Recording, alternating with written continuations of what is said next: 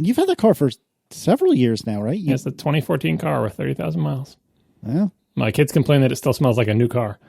They complain? That's the best smell in the world. That's what I say. But they're like, I don't like it. What does it smell? I mean, does it actually smell like a new car, or does it smell like shampoo? Like that's scented like a new car? No, it's new car smell. It's not. The inside has never been shampooed.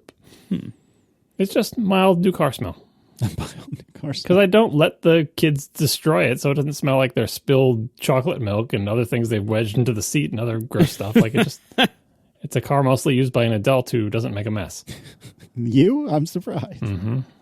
I will say, so we successfully made it through, I think, the majority of the snacking in the car age that our child went through without ever allowing him to snack in the car. And so none of our cars ever smelled like Cheerios or, things that like little kid/baby cars usually smell like.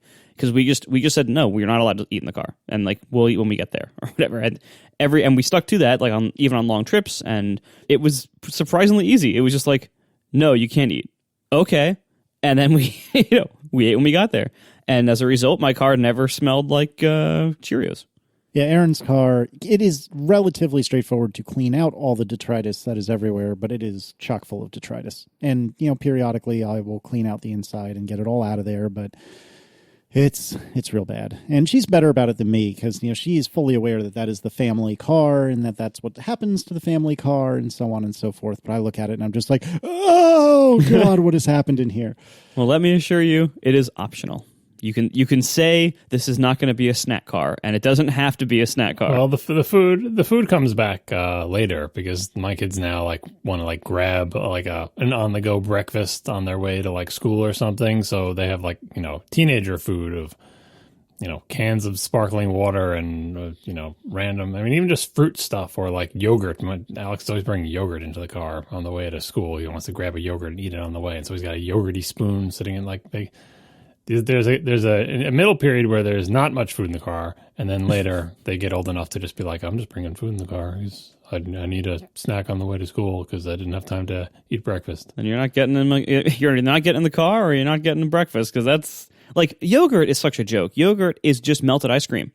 It's not melted ice cream. Yeah, it's dairy and sugar. Marco also doesn't know where food comes from. No. Yogurt is basically dairy plus sugar. It's easily spoiled. It's full of sugar, so it will be sticky, and be covered in bees pretty soon. That's what happens. Yogurt is, it's fine when you're eating it, but it's not something you want ever going near your car. No, just let him bring in an ice cream cone. It's the same thing. Why if you would allow yogurt, bring in an ice cream cone? Most yogurt has slightly less sugar than ice cream. You'd be surprised how little less. It's really quite similar. That's why the kids like it so much, because it's ice cream, basically. I'd like to start the show, if I may, with Casey's complaints about his co-host corner.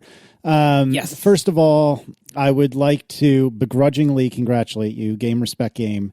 I was talking to somebody, shoot, I can't remember who it was now, but I wanted to refer back to the BMW that I had built for the post-show neutral last week.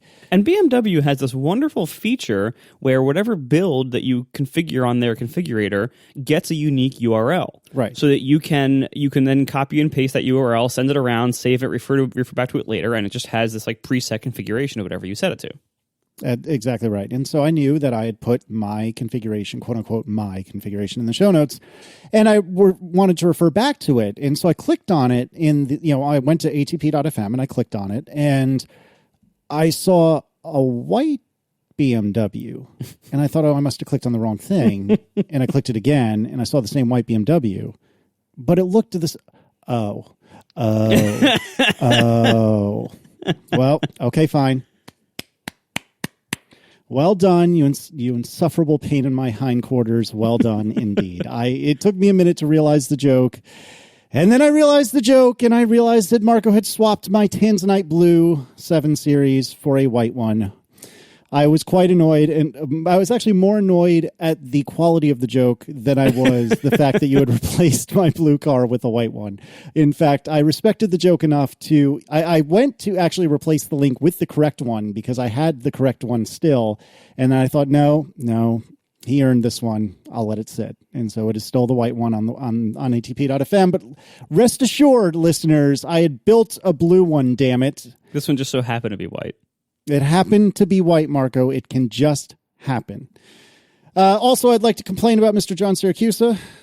You had mentioned offhandedly Unreconcilable Differences number 121, entitled Impotent Hydra, that you don't like Wegmans, and I would like you to defend yourself, sir, because this is blasphemy. We've talked about this on this very show, I think. The one reason is that the Wegmans near me is in a very inconvenient location. It's on an annoying divided highway that's difficult to get to and always clogged, and then once you're on the side you want to get on, it's hard to get back on the other side. And it's a mess. So that's a big reason why we don't ever go there, because even though it's not that far away as the crow flies, it is terrible to get to. And the parking's not great, and just everything about it. Second thing is, even if it wasn't terrible to get to, there's another one that's also even worse to get to that's farther away, that's in a mall. It's kind of like Whole Foods, where we go all the time because we have Whole Foods close by us. But Whole Foods, like Wegmans, is, you know what they're like. Like they're not like regular grocery stores. Whole Foods is worse than Wegmans in this respect. Where a regular supermarket that we're accustomed to, you can picture in your head of, here are what the different aisles are, and here's what's in them, and here are the kind of products they have. Just a generic, straight up the middle American supermarket. Wegmans and Whole Foods have fancier stuff, different brands of things, lots of prepared foods, all sorts of stuff like that. And the environment is different. It's not just aisles of stuff with carts going back and forth. It's all these weird stations and areas and stuff like that. And when I want to go grocery shopping, most of the time, unless there's something special that I want to get that I know I can't get at a plain grocery store, I just want the grocery store experience of going up and down the aisles and getting the stuff and everything being where I expect it, and being able to find all the brands that I'm accustomed with, and but Wegmans doesn't fill that. So maybe if it was close, I would go there more than I go to Whole Foods, but I always feel like I'd have to go to multiple places, like a Wegmans / Whole Foods for weird specialty items or things that we know are better there, or something we want to get that's fancy, and then a regular supermarket for regular supermarket stuff. I am sort of playing a shtick here. I do enjoy Wegmans. They just in the last couple of years came to my area. I do like Wegmans actually most as a place to work. They have a really nice patio outside one of the local Wegmans near me. And additionally, they have quite a large food court kind of sitting area inside as well. Large enough that if you just go and sit and do some work, that's not really unusual. And it's not, nobody's looking at you like, why are you here? Get out. For those of you who don't know, Wegmans is a supermarket chain here in the States. I would say it's like John had said, more similar to Whole Foods than a traditional supermarket, but not quite all the way to bespoke artisanal everything like Whole Foods is. But Wegmans, very expensive. My favorite vice, or not my favorite, one of the things I enjoy to do for lunch occasionally is go to the Wegmans hot bar, where you get a styrofoam or whatever container. It's probably not styrofoam, it's probably cardboard. But anyway, you get a cardboard, to-go box, and you fill it with all sorts of different things. And of course, if you're like me, you want the really, really heavy things like mac and cheese. And then you go and you go to the checkout counter and they weigh your box, and it's so much per, half pound or pound or what have you. And it is preposterous how much a single human being can spend at the Wegmans hot bar. I think I have spent $15, $20 on my meal alone. And this is just cafeteria food for all intents and purposes. It's very tasty cafeteria food, but consider your source. I have low standards. And so it is ridiculous how much you can spend at the Wegmans hot bar. And Whole Foods is just as bad, if not worse. But yeah, a lot of people are devout Wegmans fans. I definitely like it. It is very expensive even for groceries as far as I'm concerned. But it's a very nice store, and I enjoy it. And I just wanted to hear you defend yourself. And yeah, I can't really argue with anything you've said, unfortunately. I can't believe that you go to the hot bar in a grocery store and get macaroni and cheese. That's basically the worst thing you can get there, because it is always priced by weight. And, what you should really do is, there's all sorts of hacks of you get all sunflower seeds or whatever. And it's less, it's cheaper than buying sunflower seeds per pound or whatever. But within the realm of normal meals, I feel like a salad with a bunch of like stuff added on top, like sunflower seeds or like, other nuts, things like that, like that's almost always a way better buy than anything that is inherently very dense and heavy, like, baked potatoes or pasta. Oh, no, I completely agree. Yeah, and that's why, we did this, there's a stretch of time when Wegmans was new that we were doing this like once every month or two. The family would go for lunch or something like that. And over time, I realized I'm being an idiot. I need to get like salad with maybe a little kiss of macaroni and cheese on the side rather than an entire platter. Not an entire platter, but you know what I mean? Like, a large portion of mac and cheese and then some other heavy thing next to it. And so, yeah, I completely agree with you. I don't partake of any of the prepared foods. Like, I don't begrudge people them. Occasionally, if you're in a crunch and you don't have time to do anything, you can get them, but they're so expensive and everybody has sneezed on them and you have no idea how old they are. Like, it's just everything is aligned against them. Like, the main reason we go into our local Whole Foods, aside from it being very close by, is they do milk as a loss leader. So they actually have the cheapest milk in the area. So every time we, and it's a good idea because every time we want to go milk, we end up in Whole Foods. And then if our kids are with us, they make us buy like the $2 mochi, which are good, granted, but A, not that good, and B, they're $2. So I have never found anything in like the grocery store hot bar to be worth getting a second time. And I will forget this about maybe once every 2 years, and I'll go get another like big lunch or a couple of lunches there. And every time I'm like, why did I do that? And why do it's actually very similar to the WWDC boxed lunch side dishes, where like you get something and you're like some kind of oh, here's like a side of macaroni salad or something, and you taste it and you're like, this is not anything like what I expected.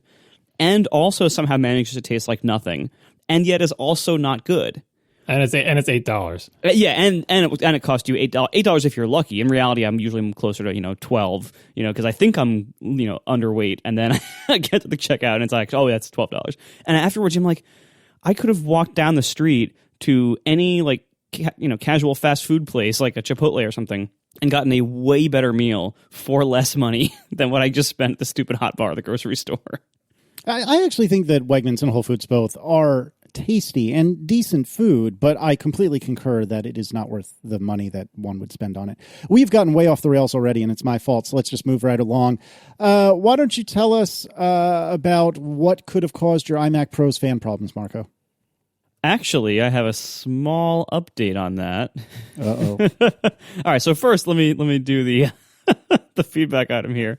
So we got feedback from Chris Harper, who says, I started my career as a technician in the entertainment department at a large theme park. One of my jobs was repairing broken equipment. Early in my training, I was told to never use the air compressor for blowing out electronics because air compressor tanks and even the hoses often get condensation in them, possibly due to the heat of the motor. Essentially, you'd be blowing moisture on your stuff. So you had to use canned air instead or vacuum them out using special electronics vacuums. And I think I heard from a couple people on Twitter who also said that apparently air compressors can spray tiny drops of oil from inside themselves into electronics, which is obviously very bad, or little metal shards. I don't think any of that happened, and my air compressor is a very small consumer unit that probably doesn't have either. I can tell you I've never oiled it, and probably doesn't get hot enough to ever make condensation inside. So I don't think that was an issue here. However, after a few days of operation, my fan problem is back. Uh-oh. Now, I also heard, I forget who, I'm sorry, I have to look up. Check the notes, which you are not following along in very well. Because Casey was prompting you to read the feedback from Tom Bridge, and you skipped several items down. Yes, you did. Oh, hold on. Up. Oh, there we go. Is this your first day, Marco? It is his first day looking at the show notes. Lucky for you, I'm the editor. So we also heard from Tom Bridge, who said a second possible explanation for Marco's iMac Pro's reduced fan RPMs post-vacuum would be a reset of the system management controller, the SMC reset, which was accomplished when I unplugged my iMac Pro for more than 15 seconds. So this is a long-standing, Mac kind of spin around and fix the problem kind of thing that you try. You do a rain dance, you zap the PRAM, and you reset the SMC. That's what this is. So the way you reset the SMC on any modern Mac is you cut off power for 15 seconds and you plug it back in, and the SMC resets. And that is the component that is responsible for things like thermal management, fan speed, stuff like that. So that is much, because I said last episode, I'm pretty sure that not a lot came out of it dust-wise, and I wasn't sure why it fixed it because it seemed like it seemed like enough stuff didn't come out of it for that to be the problem. So if that indeed wasn't the problem, and if the SMC is just kind of getting buggy over time, which does happen with Macs sometimes, that's a much scarier outcome for me because now the problem is back. I didn't have time to try this yet because I use my computer, so I didn't have time to unplug it for a while and play around today. But I am a little concerned that this just might be my life now, and if that's the case, I'm going to be very sad because, again, one of the biggest reasons I love the iMac Pro is no matter what I do to it, I never hear the fans. And now I'm hearing the fans spin up and down on a pretty regular basis as I do like Xcode builds and stuff, and that's really not great. Let it be known, listeners, that as we record, it is the evening of the 29th of January in the year 2020. I have not yet ordered a Mac Pro. In fact, go to the next follow-up item, and I'll tell you why that's relevant to me. Well, let me just tell you, listeners, that I am putting it on the record that before WWDC, Marco will have a Mac Pro in his house. You've heard it here first. All right, tell me about why you're supposedly not getting a Mac Pro, Marco. This is my item. He'll chime in after I explain what's actually in here, and I don't think it's actually relevant to his decision-making process. This is just a follow-up on the Pro Display XDR reference modes. We talked about them last time of like what they're used for and the P3 1600 nits versus 500 nits and all that stuff. Anyway, there is an official Apple, whatever they're called now, TechNote support article that explains all the different reference modes. There's many more than the ones we mentioned. So if you want to see them all and understand how they work and what they're supposed to be used for, you can check out the link in the show notes. The one interesting thing that I pulled from it is there's a section towards the bottom that's like, if you see this scary icon showing like a caution triangle exclamation point symbol next to a monitor that appears in the AirPlay menu, your Pro Display XDR might be in a low power mode and using limited brightness. This can occur if the ambient temperature of the room is 77 degrees Fahrenheit or higher and your display has been at 500 nits or higher for a long time. Unplug your display from your computer, wait 5 to 10 minutes, then connect your display and try again. If the issue continues and the ambient temperature of the room is less than 77 degrees, contact Apple. The reason I think this is irrelevant to Marco is because I really don't think he ever keeps his house higher than 77 degrees. And he's also probably never going to have the monitor over 500 nits because he's not doing HDR video editing / mastering. So it's mostly irrelevant. And I can tell him, like I said, when I first talked about this monitor, you cannot hear, or I cannot hear the fans in the monitor. I'm assuming they're spinning right now, but I have never heard them other than when I shoved my ear against the back of the monitor when I was setting it up. And even then it was difficult. Still can hear the tower computer over there off in the distance a little bit, which is why I think still with your iMac Pro, it may be noisier under load than this. It is definitely noisier under load than this thing is because this thing never changes sound whatsoever, but its constant noise level is higher than the idle noise level of an iMac Pro, which I basically can't hear. This I can always almost hear, and it just literally never changes volume at all. Unfortunately, my iMac Pro was like that for a long time, and now isn't. So just wait, John. Wait until about year 2 or year 3 of your Mac Pro. And we'll have a little bit more thermal overhead than you do, considering how vast my cooling system is and how little is actually in the box. Whereas I'm not on the ragged edge of anything. I really need to get. I think the iStat menus guys said they were updating their stuff to support the new temperature. They were going to send me a beta, and I don't think they sent me one. Look at that. They're usually pretty fast. I do want to see, like, do the fans ever go any faster, no matter what I do? Because, like I said, I can't hear them change, volume at all, even when I do disk benchmarks, GPU benchmarks, CPU benchmarks. It's just, playing even playing games in Windows, which I assume has, doesn't really understand the fan control on this or whatever. Like playing Destiny, like I don't know what I have to do to this computer to make it make any more noise. It just doesn't, because I've got the wimpiest video card and a fairly wimpy CPU and 3 gigantic fans plus a blower fan and almost nothing in that box. Well, wait 2 years and then you'll see. We'll see. No, the reason why this Pro Display XDR, I would call it a overheating issue, maybe in a warm environment and running at full brightness. It sure sounds like that. Apple would never use that term, but that's kind of what this is. That you basically could have problems with the XDR retaining full brightness if you're running it in a room that's hotter than 77 degrees Fahrenheit. Well, I do that all summer long. When I'm at the beach, one of the reasons I like being there is that while it is warm, it is not too hot. Like, it almost never hits above like 85 degrees, and there's a nice breeze. And whether or not there's a nice breeze, I can augment it with like a big ceiling fan. So I'm able to work very comfortably with breeze and or fan blowing on me up to the low 80 degrees, like up to like, 80 to 85 degree Fahrenheit. That's the temperature outside. Check the temperature in the room you're sitting in. It's not going to be lower than outside. I think if the room you were sitting in was 77 degrees or higher, you would do something about it. You don't know summer mode, Marco. You got the breeze going. Anyway, I don't think if you have the windows open and fans going in, it would be fine because you're not mastering HDR stuff. You're not going to have it over 500 nits. Put your monitor up to max brightness right now. That's not even 500 nits. You're never going to have it that bright. How bright does the iMac Pro monitor go? Not even up to 500, I don't think. I think it might, and I keep it most of the time at about 75 to 80% brightness. In the middle of the day in the summertime, I might crank it up because the room will be brighter. It's not a factor. It's like, all right, but I mean, you should try it, but I will be shocked because you're not doing HDR stuff. And you don't realize how bright 500 nits is. And if you have the windows open and the salt air is blowing in, corroding your monitor, it's, this is only if you're like in a stifling room with no airflow that's over 77 degrees and you're doing things for a long period of time. We'll see, because, I don't actually have whole house air conditioning or anything that's going to save this thing. So when summer comes in my tiny little stifling room that I'm actually in, we'll see if I ever have any issue. I can imagine that not only will I not have any problem, but I also will continue to not hear the fans in this monitor. By the way, real-time follow-up, the iMac Pro does apparently have up to 500 nits brightness, as do the most recent MacBook Pros. So what do you have yours set to now? About 80%. And this is at night in the winter. Well, so is it the room over 77 degrees, and has it been at 500 nits or higher for a long time? It's never been at 500 nits because you never crank it to full brightness probably, and the room is never over 77 because who keeps their house that hot if they can help it? And you have central air, so you can help it. Yeah, but all summer long, I'm telling you. So basically what this tells me is I probably shouldn't buy a Pro Display XDR for the beach. Now, granted, I probably wasn't going to anyway because it's so damn expensive.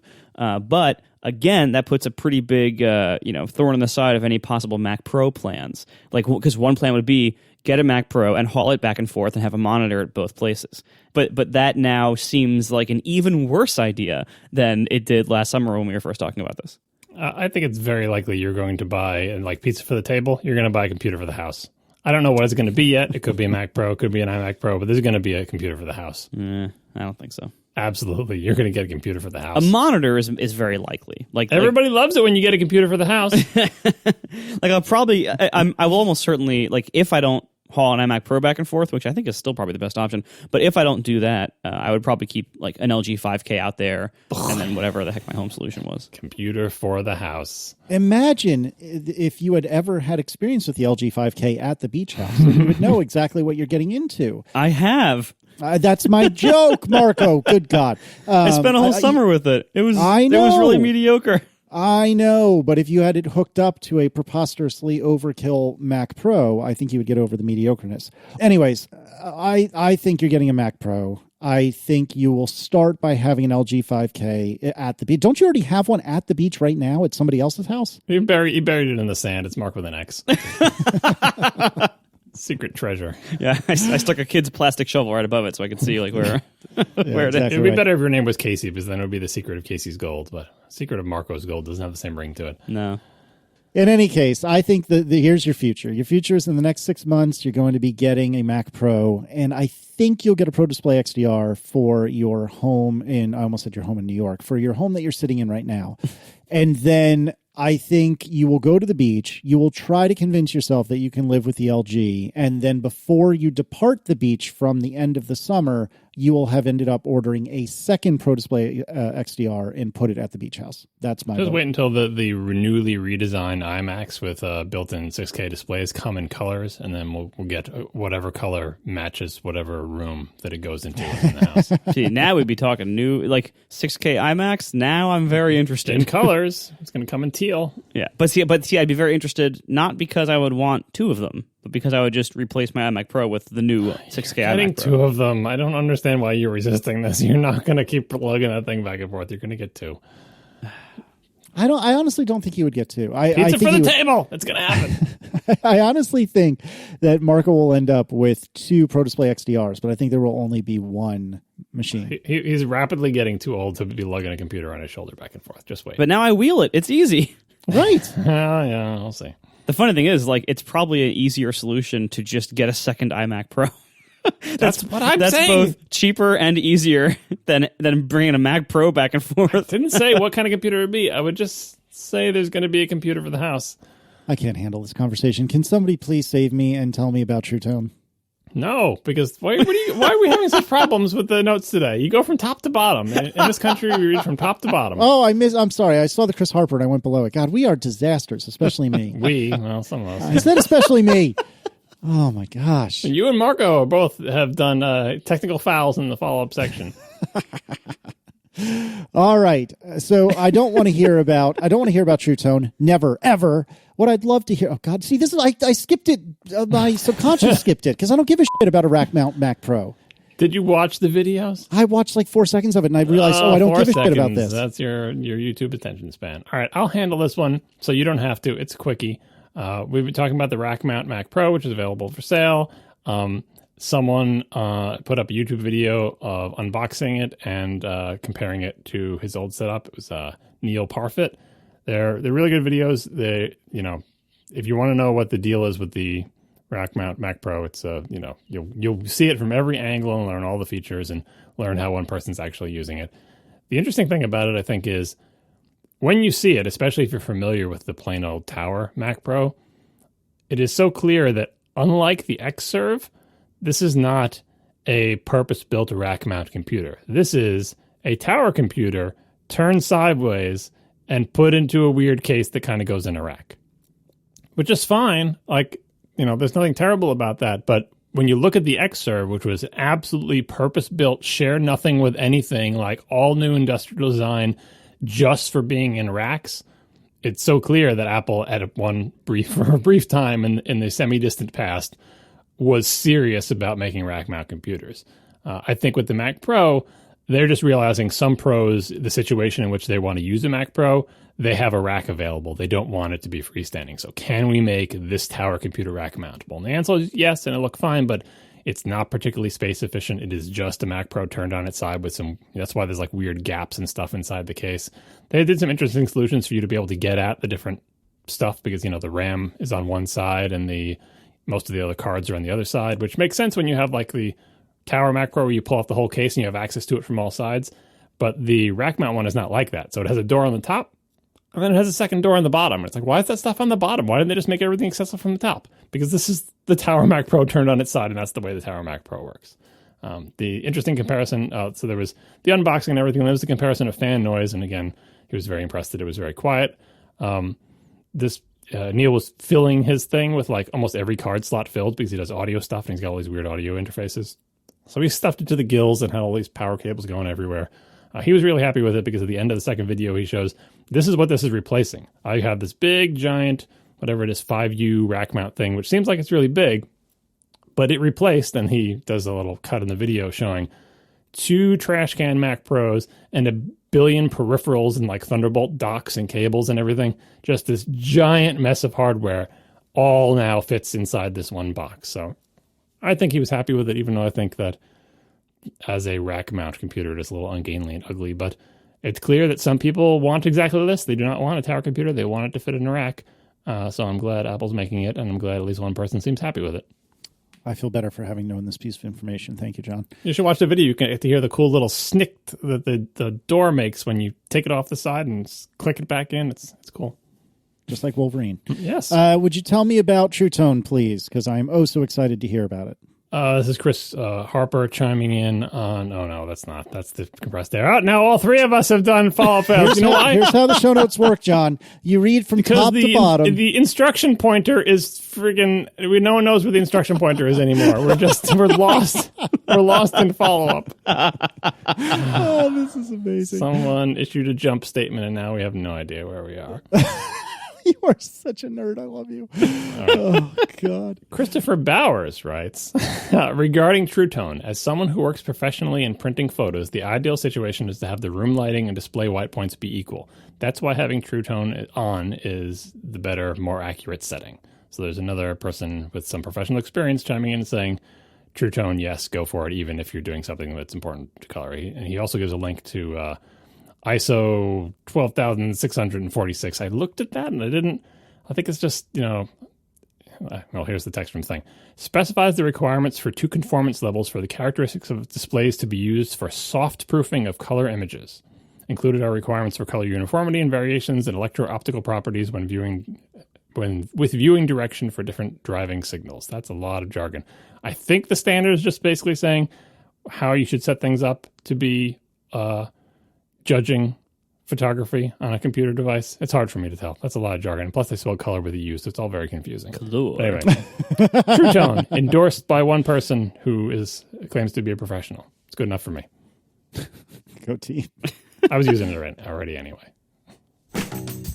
We are sponsored this week by Yes Please Coffee. This, I gotta say, this is not in the script. This is one of the only coffee things that I would ever recommend. I've used it myself for a long time, and it's fantastic. So there's a lot of productivity hacks, but there's one productivity tool that performs wonders for almost everyone. It's coffee.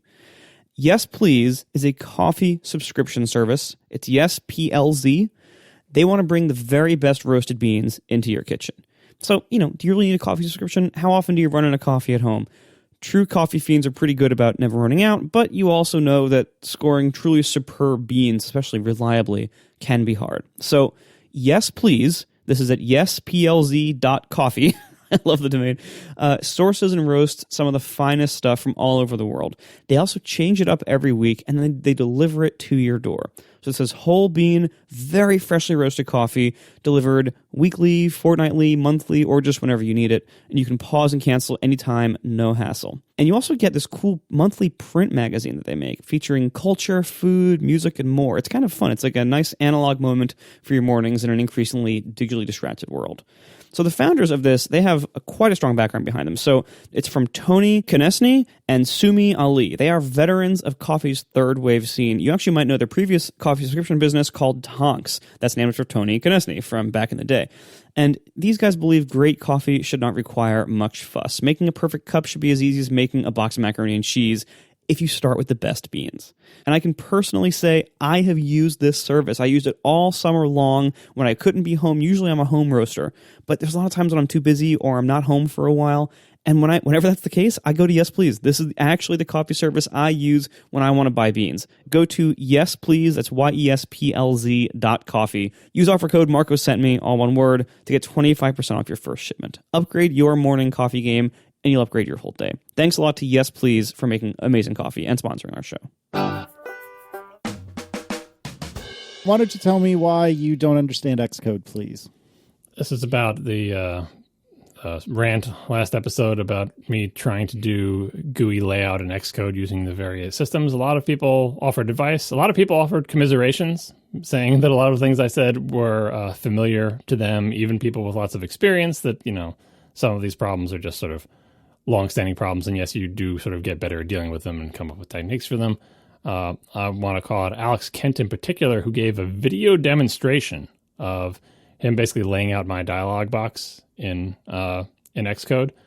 And I think that was important because lots of people sent here, look, I made your dialog box with Swift UI. I made it with Xcode. I made it with this. I made it with that. See how nice it is? Look, it looks just like yours. First of all, a lot of people who sent those in, I applaud the effort, but many of them didn't actually look like mine. It was kind of the point of you can get 90% of the way there, but then if you want to get it pixel accurate, it's a little bit trickier than you might think. But whatever. But Alex's video let me see how he uses the tool to build it. First, it was refreshing to see him run into many of the things I complained about in real time when he was doing it, and then deal with them, and then let's say, okay, well, this is going to happen when you try to use this tool. Here's how you deal with it, right? So that was very helpful. Just kind of the mindset of what things you should bother doing and what things you should let the tool do for you was helpful to see that. Anyway, we'll put a link to the video so you can check it out. It's kind of long, but if you've never used Xcode to do layout before, there are a lot of different tools available to you, a lot of different systems, a lot of different ways to use the tools. And he demonstrates one particular technique. You don't necessarily have to do what he does, but I think it was eye-opening to see someone else's workflow. I think the most useful advice he gave me, and this is one thing that I didn't mention last show and I should have, and a lot of people writing with advice were also not taking account for. I was, maybe foolishly, maybe not, aiming for a situation where I have no warnings, because Xcode does these little yellow warning symbols in the sidebar if you have any layout issue, if it thinks you have any layout issues. And always my goal was no warnings, because my whole project is built no warnings, warnings or errors. It's got to be clean, right? Same thing with the layout. So if I got a layout, it was very easy for me to get a layout that I think was mostly correct and mostly looked correct, but it had 1,000 warnings on it. So that was part of what I was banging my head against. Even when I thought I went over the finish line, like, there, finally, everything's lined up. Let me run the app. Let me look at it. Let me measure with Xcode. Boom, everything's lined up. And then I would look in the sidebar and there's 800 warnings.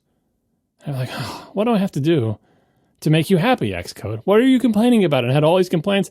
This doesn't have an X position. I'm like, it doesn't have an X position? Are you kidding me?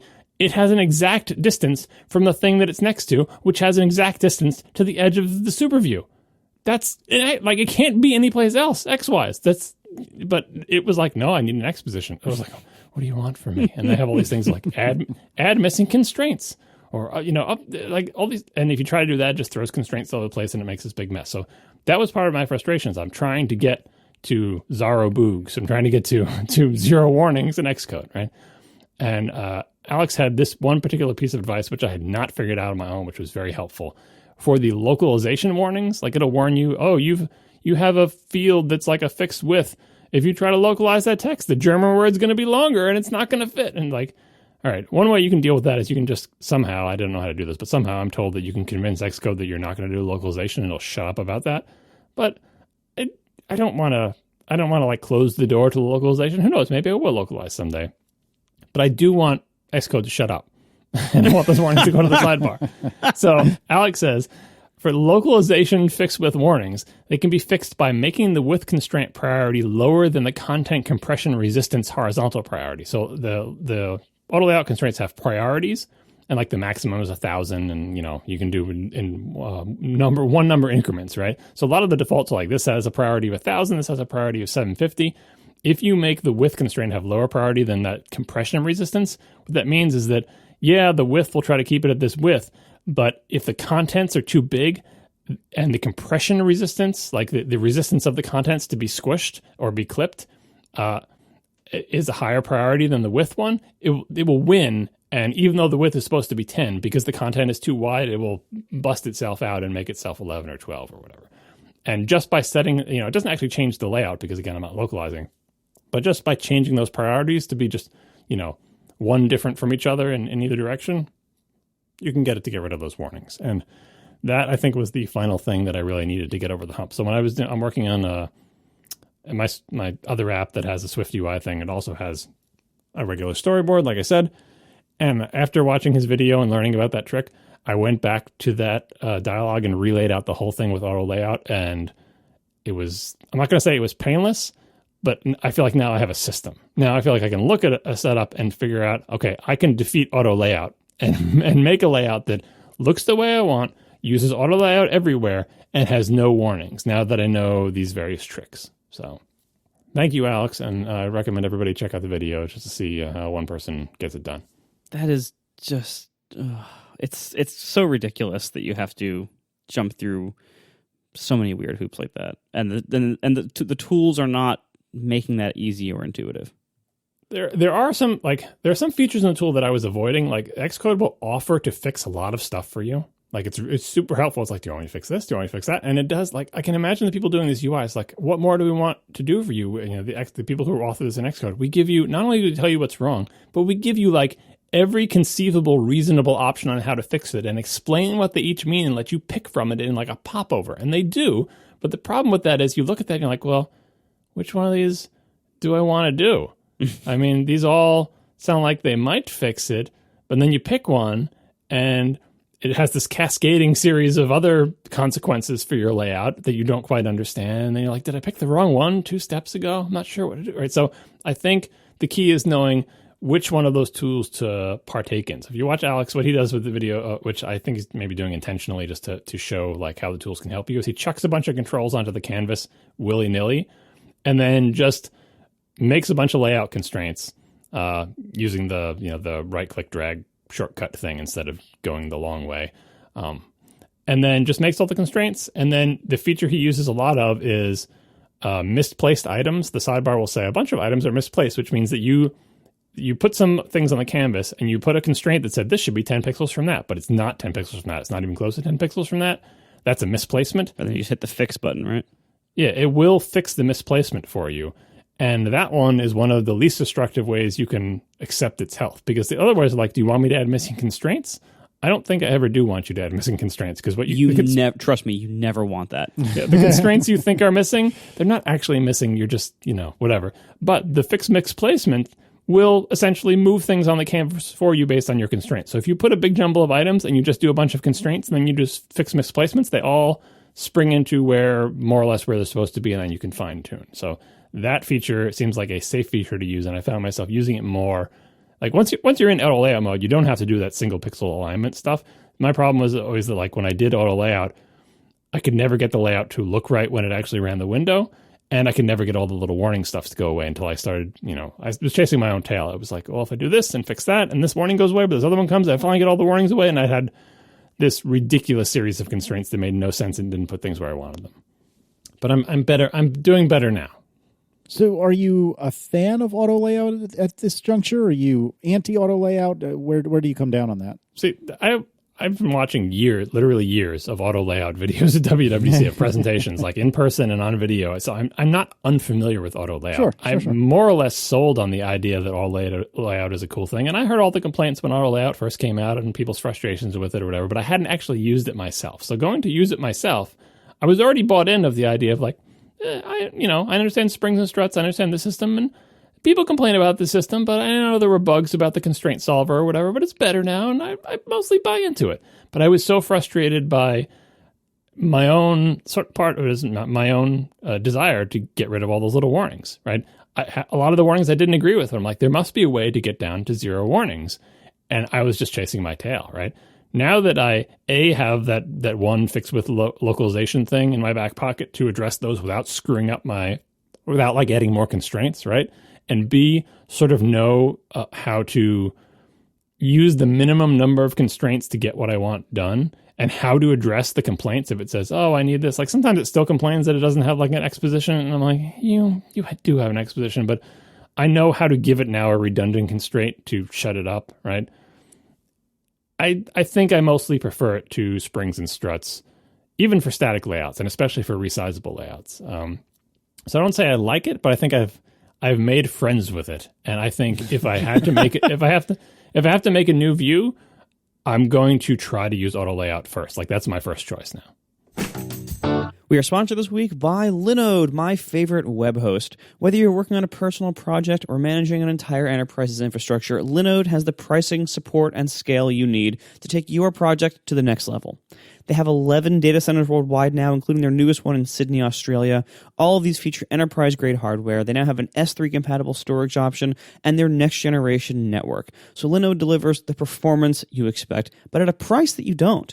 Get started on Linode today with a $20 credit for our show, and you can get access to their native SSD storage, a 40-gigabit network, industry-leading processors, their revamped cloud manager built with an open-source single-page app, and all their servers give you root access to your server along with their new API version 4 to automate things. They have a Python CLI if you want. I actually use that myself to set up my servers really quickly.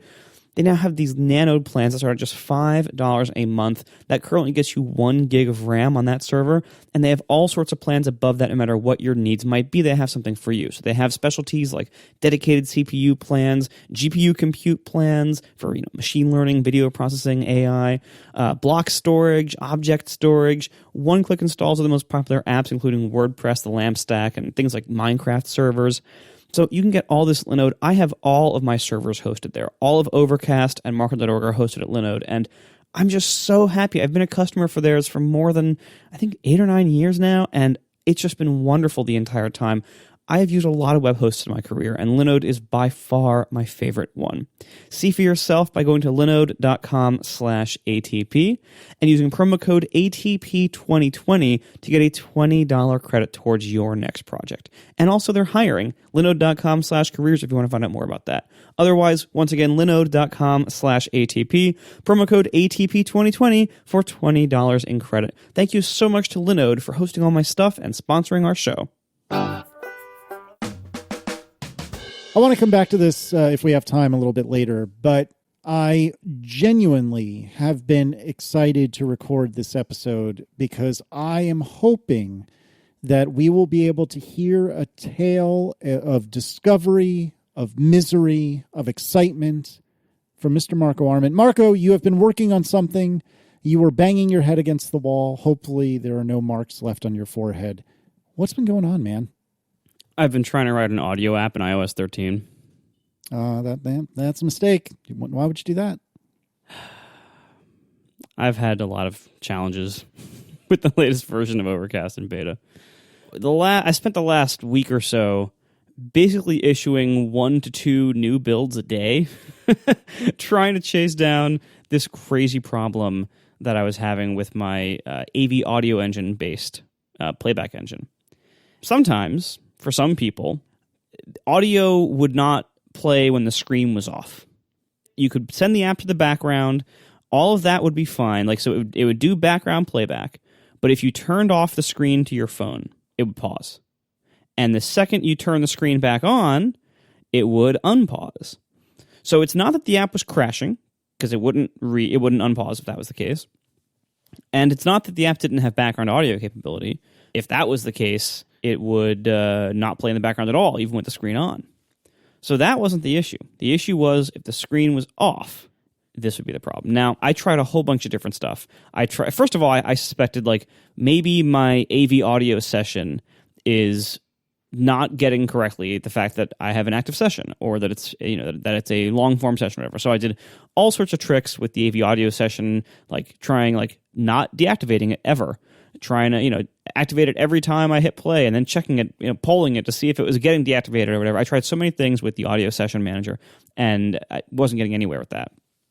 Then I realized, or I remembered rather, when I wrote Overcast's original audio engine, which is still what you're hearing this through if you're playing it in Overcast, if my new update hasn't been approved yet. There was this issue that if you run an AU graph, which is Apple's old audio framework for audio units, if you run an AU graph and you want it to be backgroundable, there's a certain property that you have to set on all the audio units in it that is documented only by this one tech note. It's one Q&A 1606, something like that. And there's this maximum frames per slice setting. Because the idea is that when you're, pumping audio through an audio graph, there's this real-time audio thread that requests a certain number of samples every time it calls back your function. Your function has to give it that number of samples. And usually that number was either 256 or 512. And so it was calling your function every 512 samples. Now keep in mind there's 44,000 of these per second most of the time, so it's calling this function a lot. When the screen turns off, the phone switches to a lower power version of this, where instead of requesting smaller blocks more frequently, it starts to request much bigger blocks. So it doesn't have to poll you as often, so the CPU can be in a lower power state more of the time. And so it starts, instead of asking for 512 or 256, it starts asking for, I believe, 4096. And if you didn't set this property on all your audio units that was barely documented, welcome to Core Audio, if you didn't set this property to at least that 4096 number to say, what's the maximum number of audio samples I can provide you at once, this exact problem would happen. If you turn the screen off, your audio would just pause. And then you turn it back on, it would unpause. The challenge of this to me is that once you have an AV audio engine type API, you can't set that property anywhere. There's nowhere where you can do that. What was extra weird is that, if you do that wrong with an AU graph the old way, it fails every time. You can reproduce it 100% of the time in development. Just turn your phone screen off and it pauses. You're like, oh, I got a problem. You can fix it, and you can see if your fix works. But this is an intermittent problem I was having. It never happened to me once. I could not get it to happen in development at all. But every beta build I would send out, I would get a large number of people saying within a few hours of it going out, this is happening, this is still happening, this is still happening. So the only way I had to test whether my fix was working was to issue a new build to all the beta testers, send it out to thousands of people, hope many of them install it, and then look at feedback 8 to 12 hours later and see how many people were saying this and still as feedback. And so I was just blindly shooting in the dark here. And eventually I found, based on that hunch of maybe it was related to that old tech node, I eventually found there's a property on AV Audio Session where you can tell it what latency duration to use, basically. You can set your preferred IO buffer. And if you set it to something, it effectively disables the automatic switching between more blocks, less blocks. So I just set it to exactly 8192 samples, which is twice the old 4096. I set it to exactly that number, and the problem vanished. So I think I have solved this problem. I have not gotten any reports of it, or at least many. It's gone from a ton to 2 or 3. So it seems like I think I have fixed it. And oh my goodness, it's been quite a ride. So anyway, that's a long story to say there's this crazy audio bug in iOS 13 that happens sometimes to some people. I think I have fixed it in this version of Overcast that might be out by the time you listen to this. And oh god, this is the kind of thing that just crushes my morale, because it's so frustrating. I mean, I'm sure all developers go through this.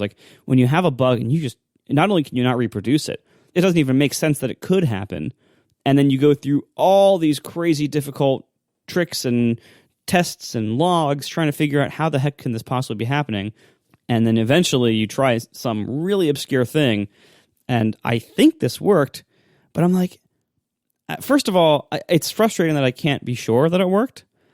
And it's extra frustrating that there's this weird undocumented thing or barely documented thing. What hope does anyone else have of ever figuring this stuff out?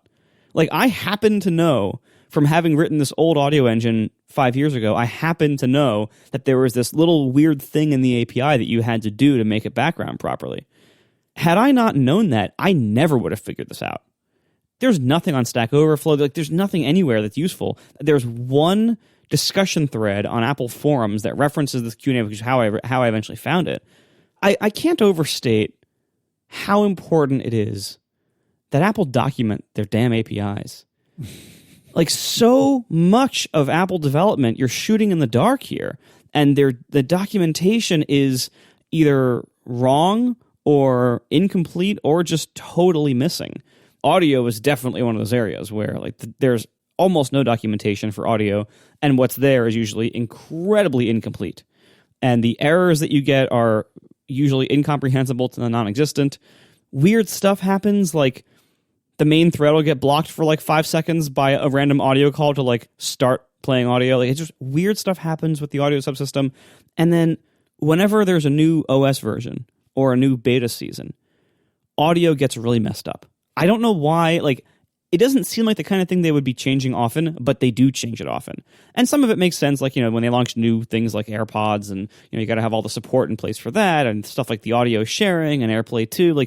They do a lot of stuff in the audio realm, but the audio subsystem is so buggy and so undocumented and so just, bad at reporting errors, and the tooling around it is non-existent, so it's hard to even test most of these error cases.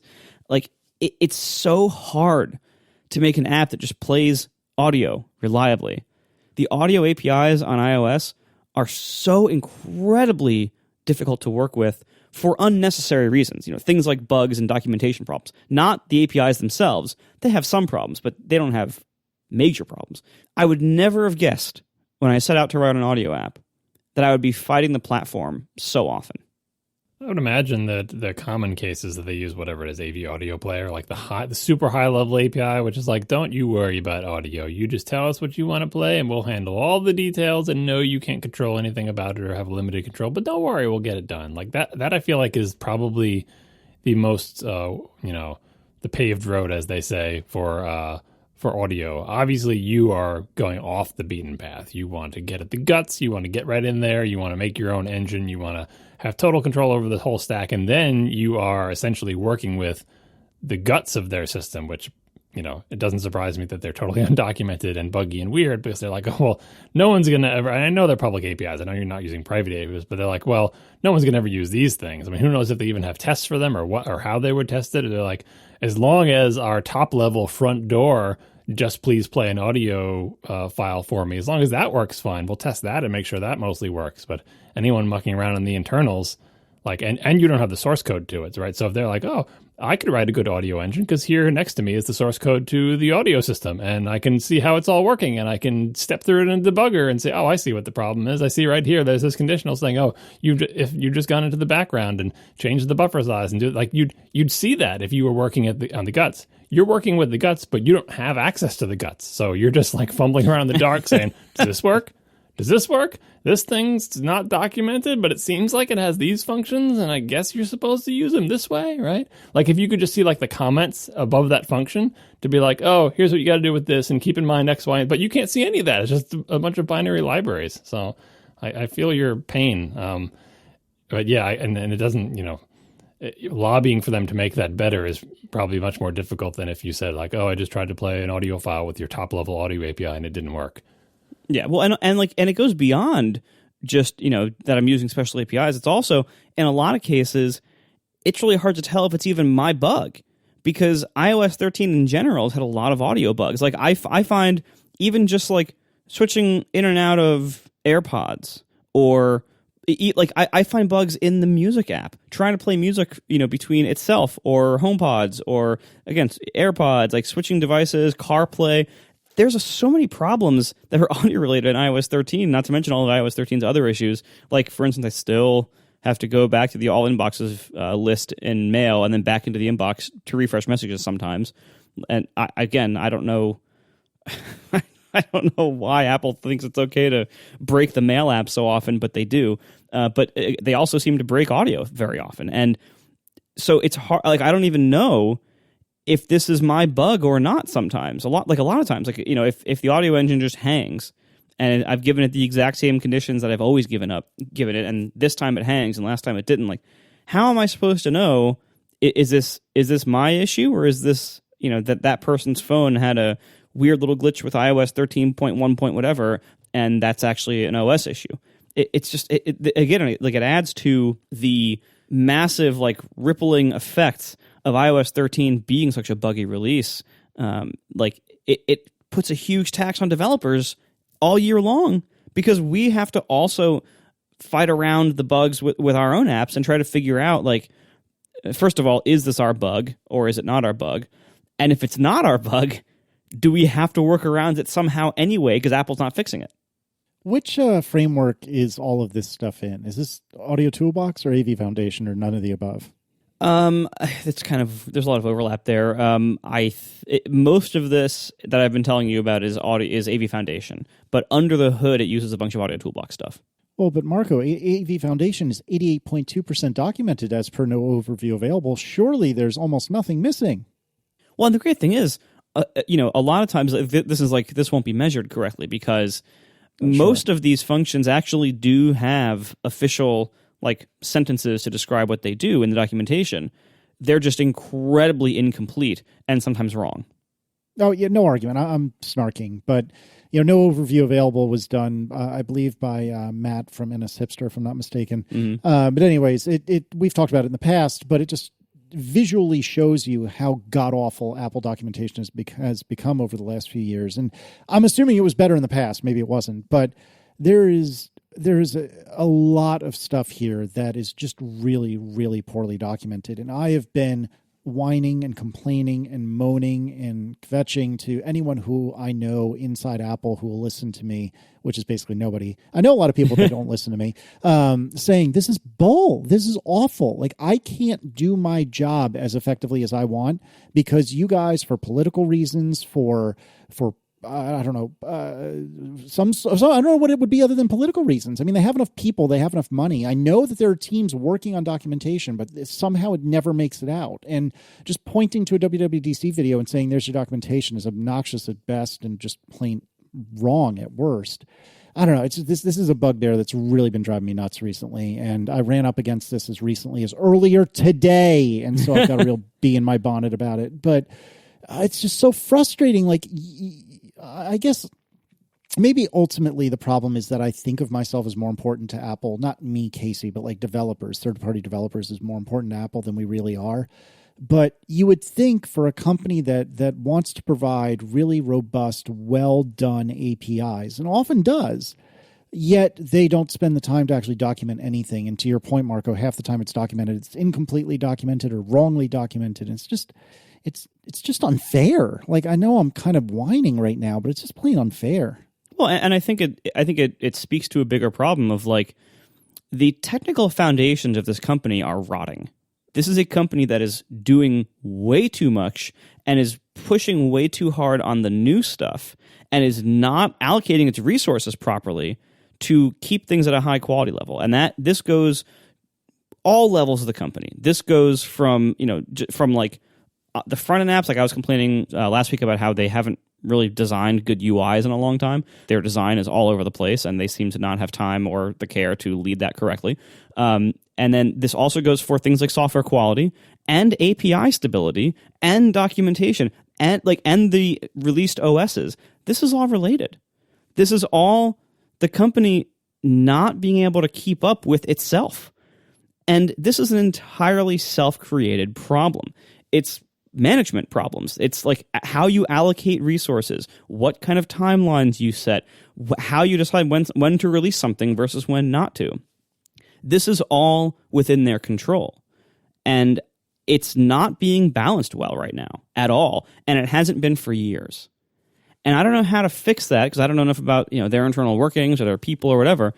I don't think this is just a purely like, oh, fire Tim Cook kind of problem. Like I think it's probably more complicated than that. But this is ultimately on management and leadership to fix. Like it's about allocating resources and setting deadlines and choosing what to focus on and how to and what's important to you. And it seems like software quality is not important enough to them at all. And that goes to everything from documentation to the APIs to the OSs to the software itself. I think one thing, I don't know if we talked about this in our previous conversations about Apple's software strategy and stability problems and their release cadence and all the other stuff. But it occurs to me, partly part of the conversation that's been happening this past week about the 10th anniversary of the iPad, which we probably won't get to talk about today, but we should, which has been cycling around, that different products, are at different points in their lifetime.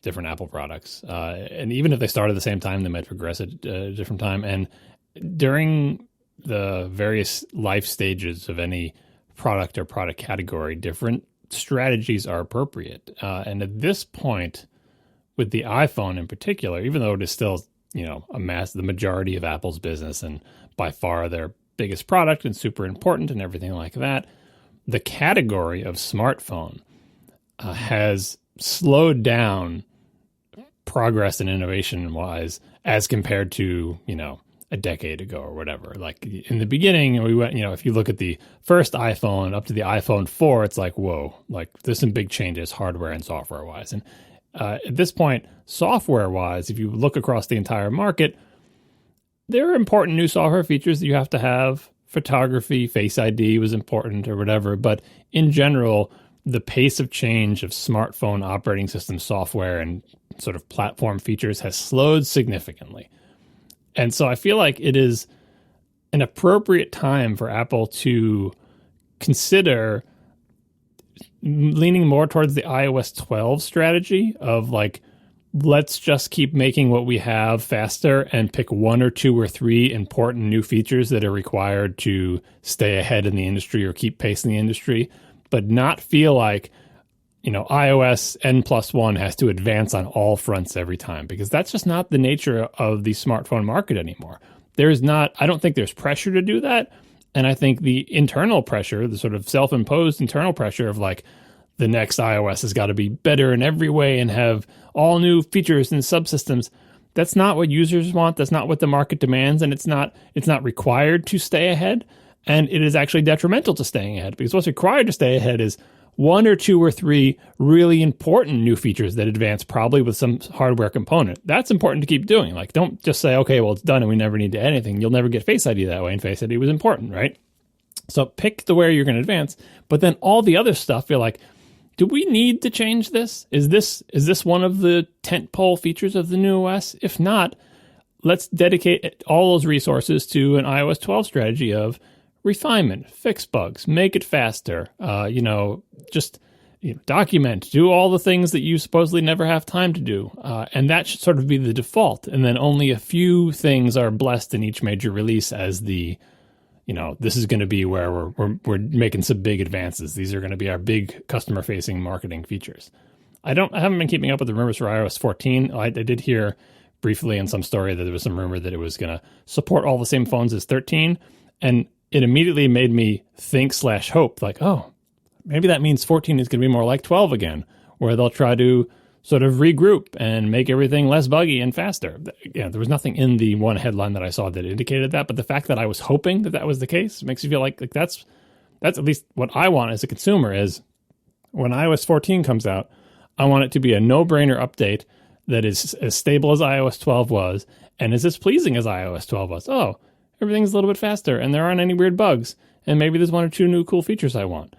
That, I think, is appropriate for the smartphone market. And it came up in the context of the iPad because the iPad is in a very different place.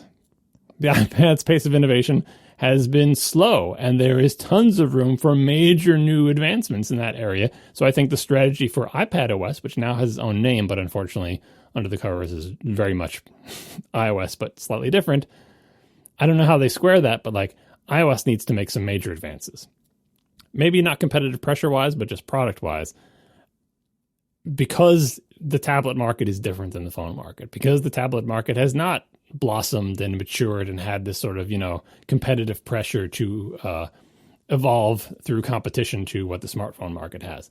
And since those are basically both the same OSs under the cover, it's difficult to strike that balance. But hey, they did give it a separate name, and I'm perfectly fine if they fork off from each other and continue advancing that way. And also because most of the features on the iPad that the iPad needs to deal with shouldn't require major guts redesigns, I hope. And I don't actually know. Like, maybe there is something that needs to be done to the guts to mess with that. But that's my thinking on the software quality, and in particular on the phone and iOS. That I'm not going to say it's time for Apple to slow down or the time to Apple to give up or whatever, anything like that. I'm just saying that, like, they may not be choosing the right strategy for each of their products' particular stage. It's like picking dog food for your dog. Like, what life stage is your dog in? You get the puppy chow, you get the, what is it called, like the geriatric dog chow, you get the adult dog chow.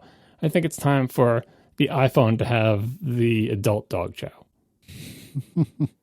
There seems to be this disconnect between the pace of change and feature evolution and new stuff that Apple keeps doing and what customers actually want and need.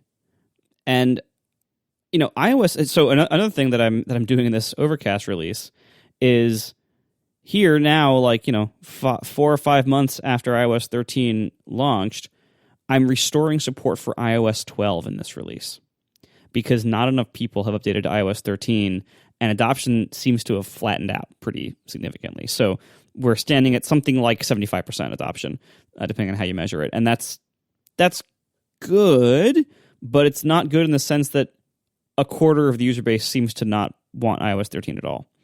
That's bad in the sense that if you want your app to run on 25% of devices, which is not a small number, you can't use all this new stuff yet because iOS 13 has been such a botched release with bugs and everything like that people are avoiding it and like holding on to 12 the same way I'm still not on Catalina for all the same reasons because I'm holding on to whatever the heck this is, Hi Mojave, whatever I'm running, and so what Apple's customers want is not new ways to pose an emoji with faces and glue them together with iPad drag and drop. Like, no. What Apple's customers want is reliable phones and good battery life and good performance on their older stuff. When you introduce something like iOS 13, like, yeah, there's some fun new stuff in it here and there, some nice features, but there's a big price to pay in the much more important stuff of everything needs to work well. And again, to a lot of people, it has to work quickly on old phones, and it has to support their old phone to begin with, and stuff like that. And if they're falling down on those fronts, nobody cares about the new features. And we have the series of releases now where it seems like the new features are less compelling than ever at the same time that the basics are getting screwed up more often than ever. And that's dangerous. That shows that, like, things are not being managed correctly. Like, this is a problem. I don't know whose problem it is or how to solve it, but this is ultimately a management and a resource allocation and release planning type problem. And it doesn't seem like Apple is taking this seriously. It doesn't seem like they're actually making changes. Like, we hear rumors about, like, Federici having memos or meetings where they say they're going to, like, get better, but what have they actually changed to make that happen? Are they not going to release every year anymore? Are they going to cut back significantly on new features? Are they going to, make the old OS run on new hardware? Who knows? It doesn't seem like they've actually changed anything. It seems like all they've done is say they're going to get better. But we haven't heard anything about actual changes that have actually happened that would be material to that. So that I'm still very much concerned about. Anybody can say I'm going to get better, but without actually changing significant things that will enable that change, I don't know how that's ever going to happen. Well, they did iOS 12, which shows that they can do a release like that. Of course, we don't have any transparency, so we don't know, like I was saying. Is iOS 14 on an iOS 12-like path, or is it not? We're not going to find that out until basically they announce iOS 14, and then they'll either brag about the fact that they concentrated on performance and stability enhancements, or they won't, and we'll have to surmise from what they say publicly whether it was like that. They're going to say that anyway, because 13 had a bad reputation. The same way, like, iOS 11 had a bad reputation, which is why iOS 12's marketing message was basically, we're focused on stability and performance, because 11 was a mess. But they did, though. But they did. In 12, I feel like they succeeded in that strategy of giving a stable OS that has fewer features, that was far less buggy than 13 for sure, and also than 11. And it was generally a well-received OS. Customers liked it. People upgraded to it. It was stable. It did what they said. It wasn't just marketing BS, right? So, but we didn't know that until 12 basically was announced. So if Apple is doing that now, we're not going to know about it because they're not going to tell us about what they're doing internally. But I think when iOS 14 is announced, they'll tell us. And 13, they didn't make the same pitch as 12. 13, it was like, look at all these new features. The pitch was not, we really regrouped them, or we're mostly concentrating on performance. That wasn't the 13 pitch at all. So I think it is totally conceivable they could be doing that. But yes, it's frustrating that we don't actually know, because that's sort of their own internal business, and you don't get to know their internal business. We'll find out when they announce iOS 14, but, here's hoping. Well, we don't know except when we do. There was a Gurman article from late November, Inside Apple iPhone Software Shakeup After Buggy iOS 13 Debut. And this article talks about how apparently Federici got everyone, all the troops in the same room, and basically said, hey, we're going to do a whole bunch of things totally different. And I don't remember the exact details. I haven't read this article since it came out, but the short of it is that they were planning on changing kind of the way they develop stuff leading up to release. And I had heard from a couple of different people that this article, while the details were wrong, surprise, surprise, but the general gist of it was accurate, that they are going to rework the way they do their work. And I don't know any more specifics than that, but that is indicative to me that there's at least some amount of acknowledgement and understanding that things are broken. Now, with that said, if it's anything like any of the places I've worked, the answer to a broken process is what, John? More process. Oh, yeah, more process. And so it very well could be that this is just going to make things worse and not better. But it's at least a small step in the right direction. And I think that we should acknowledge that, even though I do agree with everything both of you guys said. I think that's what Marco was getting at, though. Like, when we hear stories like that, which obviously are not coming directly from Apple, so it's always, game of telephone or whatever, that always sounds like the stuff you hear in any company when something bad goes wrong. They're always going to say, we're going to do things differently, or we're going to try harder, or whatever. And I feel like because we're not privy to what's actually going on, rumors like that could go either way, because they're going to say that internally no matter what. And it could be they're just like, don't actually make any changes that effectively change things. But I feel like when they announce the OS, Apple knows by that point, have we pulled it off? Like when they were announcing iOS 12, it wasn't just like, oh, iOS 12 was going to be a stability release. They had been looking at iOS 12. They know, guess what? The number of bugs is low. We did what we set out to do.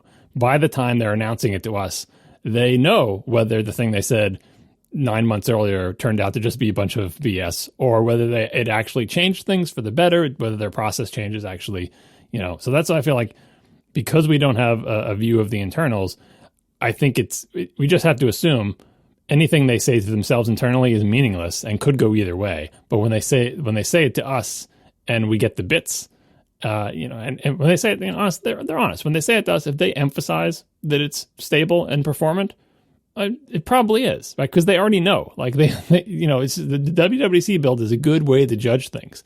Sometimes we always know the WWDC build is early, but if the WWDC build is actually kind of okay, that is a very good sign, right? And if it's not okay, it could still go either way, but it's not a good sign. So, I'm waiting for June.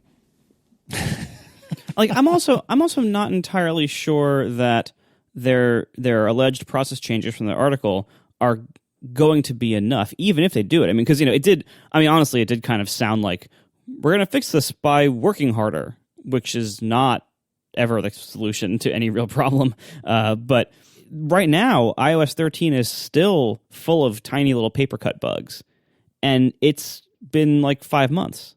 If they make it so that the initial releases are better, what does that put them at? About where we are now? This still isn't good enough. And from what I'm guessing, from what I'm hearing, Catalina, which is only slightly younger, is not doing that much better. It's similar to the issue of what I said last week, that I honestly don't think Apple is capable of making great UIs anymore. It's almost seeming like they're not capable of shipping high-quality software anymore. And that's really scary, because if you look at what they've actually shipped, over the last, 5 years, there's not a lot of bright spots in quality. There's not a lot of releases you can point to and say that one was really good. Even iOS 12 had some issues. Like, it wasn't as bad as 13, but like iOS 12 is pretty good. But I think that's been the best one. Like even whatever the macOS version I'm running now was not great. Like macOS seems to have even more issues than iOS a lot of times. But like, I don't know. I'm concerned.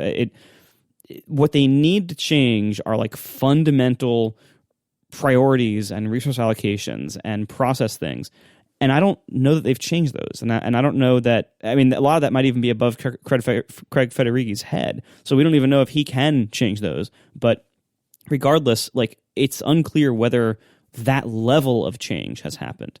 And anything less than that, if they're just saying we're going to work harder and we're going to, feature flag disable bad stuff until we know it's ready, that isn't necessarily going to be enough. Well, I'm glad at least I have a sort of canary for OS quality, kind of like the app modal preference dialog box in iTunes was a good canary for whether they've actually changed the app. Now I have the undead toolbars that keep popping up in my Finder window. I'll know that someone has finally paid attention to Mac OS when that bug gets fixed. I figure it will probably last another 3 or 4 releases before anyone even acknowledges its existence, and then in 5 or 6 years it'll get fixed, because nobody cares about these bugs, because everyone just leaves the toolbar visible all the time, so why should anyone care? But yeah, it's good to have some way to measure, like, is my personal experience of macOS stability or iOS stability representative? Is there a systemic problem? Obviously, part of that is you just look at the press and see what other people are complaining about or whatever. But paper cut bugs, like Marco was talking about, sometimes those last for a really long time because no one cares about that paper cut, or no one is staffed to work on that application at all, so it is not being changed at all. Or if it's being changed, this was the thing back in the early days of macOS that was an epidemic, and people on Apple used to complain about it. Like, in 10.2 or 10.3 or whatever, you'd be responsible for the mail app Finder. And the only thing you'd get to do in a release is you would be told that what you have to do is implement support for insert new headlining feature of macOS here, whether it's Spotlight or some new graphic system or make a dashboard widget or whatever. It's like, I wanted to do feature X with my application, or I wanted to refactor something or work on stability and performance. It's like, nope, you're doing Spotlight support, because that's the thing that we all, there were so many major new features to the OS that it was important for Apple to be able to say, look, here's a major new technology or feature, and all our applications use it to great benefit to show you how good it is. And that would mean that with small teams, that's all they could do during the release. So they wouldn't have time to address just basic bugs with the boring functionality, because they would be worried about just making their app work with the new feature, integrating it in a good way, and making sure that their thing doesn't crash because now they're linking to some library that is being released for the very first time. That I don't think is happening anymore, but I can definitely see signs that applications that need some love and attention are getting very little of it, probably a fraction of some single person's time, just to make sure they still build and function more or less correctly in the new OS. But beyond that, not much. Hopefully, like Mail on iOS does not fall into that category. Hopefully, Mail on iOS does not have a fraction of a single person's time working on it. But the Finder, I look at the Finder and I say, well, in this release, it's clear that they mostly worked on the thing where it replaces iTunes for your device management. And that must have been a super pain in the butt filled with tons of old creaky code pulled out of iTunes. So I feel for that team. How toolbars are suddenly spawning, it's probably unrelated to that work, but I'm not surprised that they didn't have time to fix it and won't in the near future, because that the iTunes integration stuff is probably buggy and they'll probably have to fix that in the next release. On the other side of the coin, though, how quickly all three of us forget that they changed out the file system on 2 billion devices, and I have not heard a single problem with any of them. Not to say that I'm the clearinghouse of it, but that was a project that took, depending on how you measure, like a decade. So certain internal projects have slightly longer timelines. Nobody was saying, we need a new file system, we need it by this release. Or maybe they said that a couple of times, like when they pre-announced ZFS, but it's like, I don't know the political things that made that happen, but tech-wise, practically speaking, that was worked on for so long at a seemingly leisurely pace, which is the right thing to do for the file system. And that, I'm glad they pulled it off. And with many sort of false starts of like, what kind of file system do we want to have? What about one like this? What about one like that? I heard a story recently, or I think it was some ex-Apple person, like spilling some beans from long dead stuff, but like Spotlight, I don't know if this is true, I don't even remember the source. I see a lot of things on the internet, but the idea was that Spotlight, the search engine we know and love. Well, at least the search engine we know.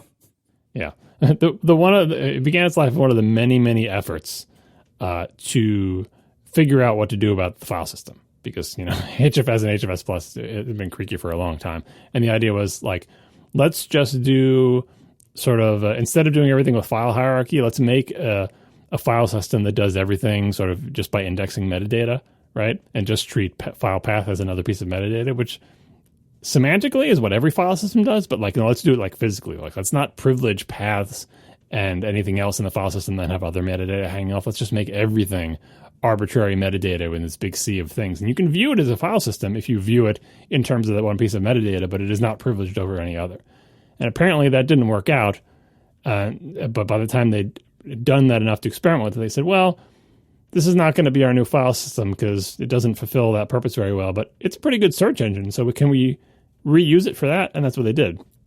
They just made it a search and index system that lives on top of HFS Plus, but is not itself a replacement for the file systems. That's, according to the story anyway, one of their experiments about what to do about the file systems actually did ship, but not as a file system. So eventually we got APFS, but there were many other things, including ZFS, in between now and then.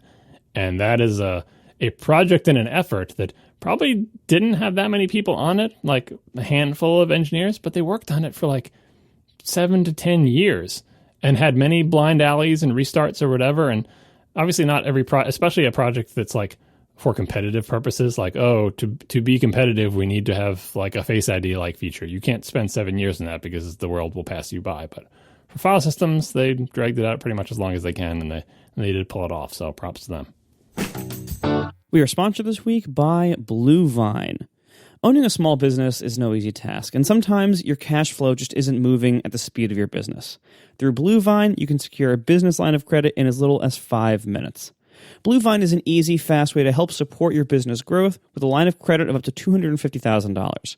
Whether you need money to offset upfront costs, secure inventory, or pay an unexpected expense, through BlueVine you can help yourself and your business stay secure for any reason. There's no fee to set up your line of credit, and BlueVine never charges maintenance or prepayment fees. Applying is easy. Just go online to getbluevine.com/ATP. Fill out a few simple details, and you're done with your application within minutes. And seeing an offer will not affect your credit score. Once you get approved, funds can be received in as little as 24 hours. Have peace of mind knowing that funds can be drawn with the click of a button for any business expense. BlueVine has helped more than 20,000 customers and has delivered over $2.5 billion in funds to businesses. BlueVine also has advisors available by phone to answer any questions and help meet your business needs. With an A+ rating from the Better Business Bureau and nearly 5-star reviews on Trustpilot, see why thousands of satisfied business owners have chosen BlueVine as their go-to source for financing. For listeners of the show, BlueVine is offering a special limited-time promotion of a $100 gift card when you take out a loan or open a line of credit with BlueVine. Go to getbluevine.com/ATP for more details. All you have to do is go to getbluevine.com/ATP and apply. That's quick, easy, and meaningful help to your business in as little as 24 hours. This promotional offer is subject to terms and conditions that can be found at getbluevine.com/ATP. Thank you so much to BlueVine for sponsoring our show. Marco, are you using your iPad these days Every day. for anything other than playing Overcast in the kitchen? Well, I use it for email and stuff like that sometimes, light web browsing, occasional, Amazon ordering and stuff. But I don't know. It's funny. Literally just today, I was booking a trip where I just had to book, a flight and a hotel, standard stuff. And I started doing it on my iPad to look up flights and everything. And then I went to my computer to actually book it because I knew I'd have to be juggling multiple tabs and pulling stuff out of one password and getting my TSA pre-number and stuff like that.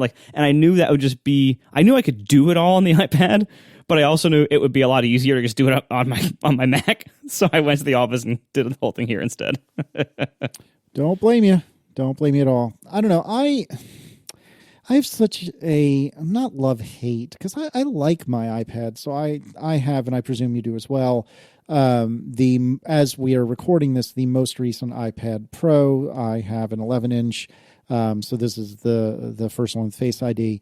And, I was at Declan's swim lesson this afternoon, and I was trying to draft a blog post, and I was using the excellent Working Copy app, which is a Git client that's actually a pretty decent text editor, especially for Markdown. And I was able to set the iPad wherever Michaela happened to be standing at that moment as she was running around playing with things, and write a bit. And then if she ran somewhere else, it was so easy to just grab it, fold it up, and go somewhere else with it. And it was light, and I didn't even really have to think about it when I was carrying it. And in so many ways, I love it so much. But then I was trying to book our summer vacation just a few days ago, and I was doing a lot of preliminary research on the iPad and realizing that it's just frustrating. Even though I have about the same amount of real estate as my MacBook Adorable, I just can't use it the way I want to, because the multitasking iPad, as I'm sure we'll discuss, and Gruber has talked about a lot recently, is difficult to unintelligible, to incoherent, to incomprehensible, depending on where or what you're trying to do.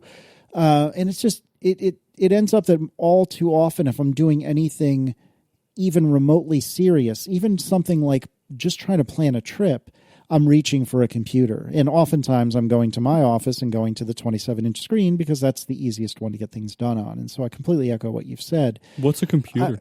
What is a computer even? It's a thing where you can actually get things done. That's what it is. No. Oh, God, please don't. Oh, God, all the emails. Email, I could feel the emails from here. Please email Marco.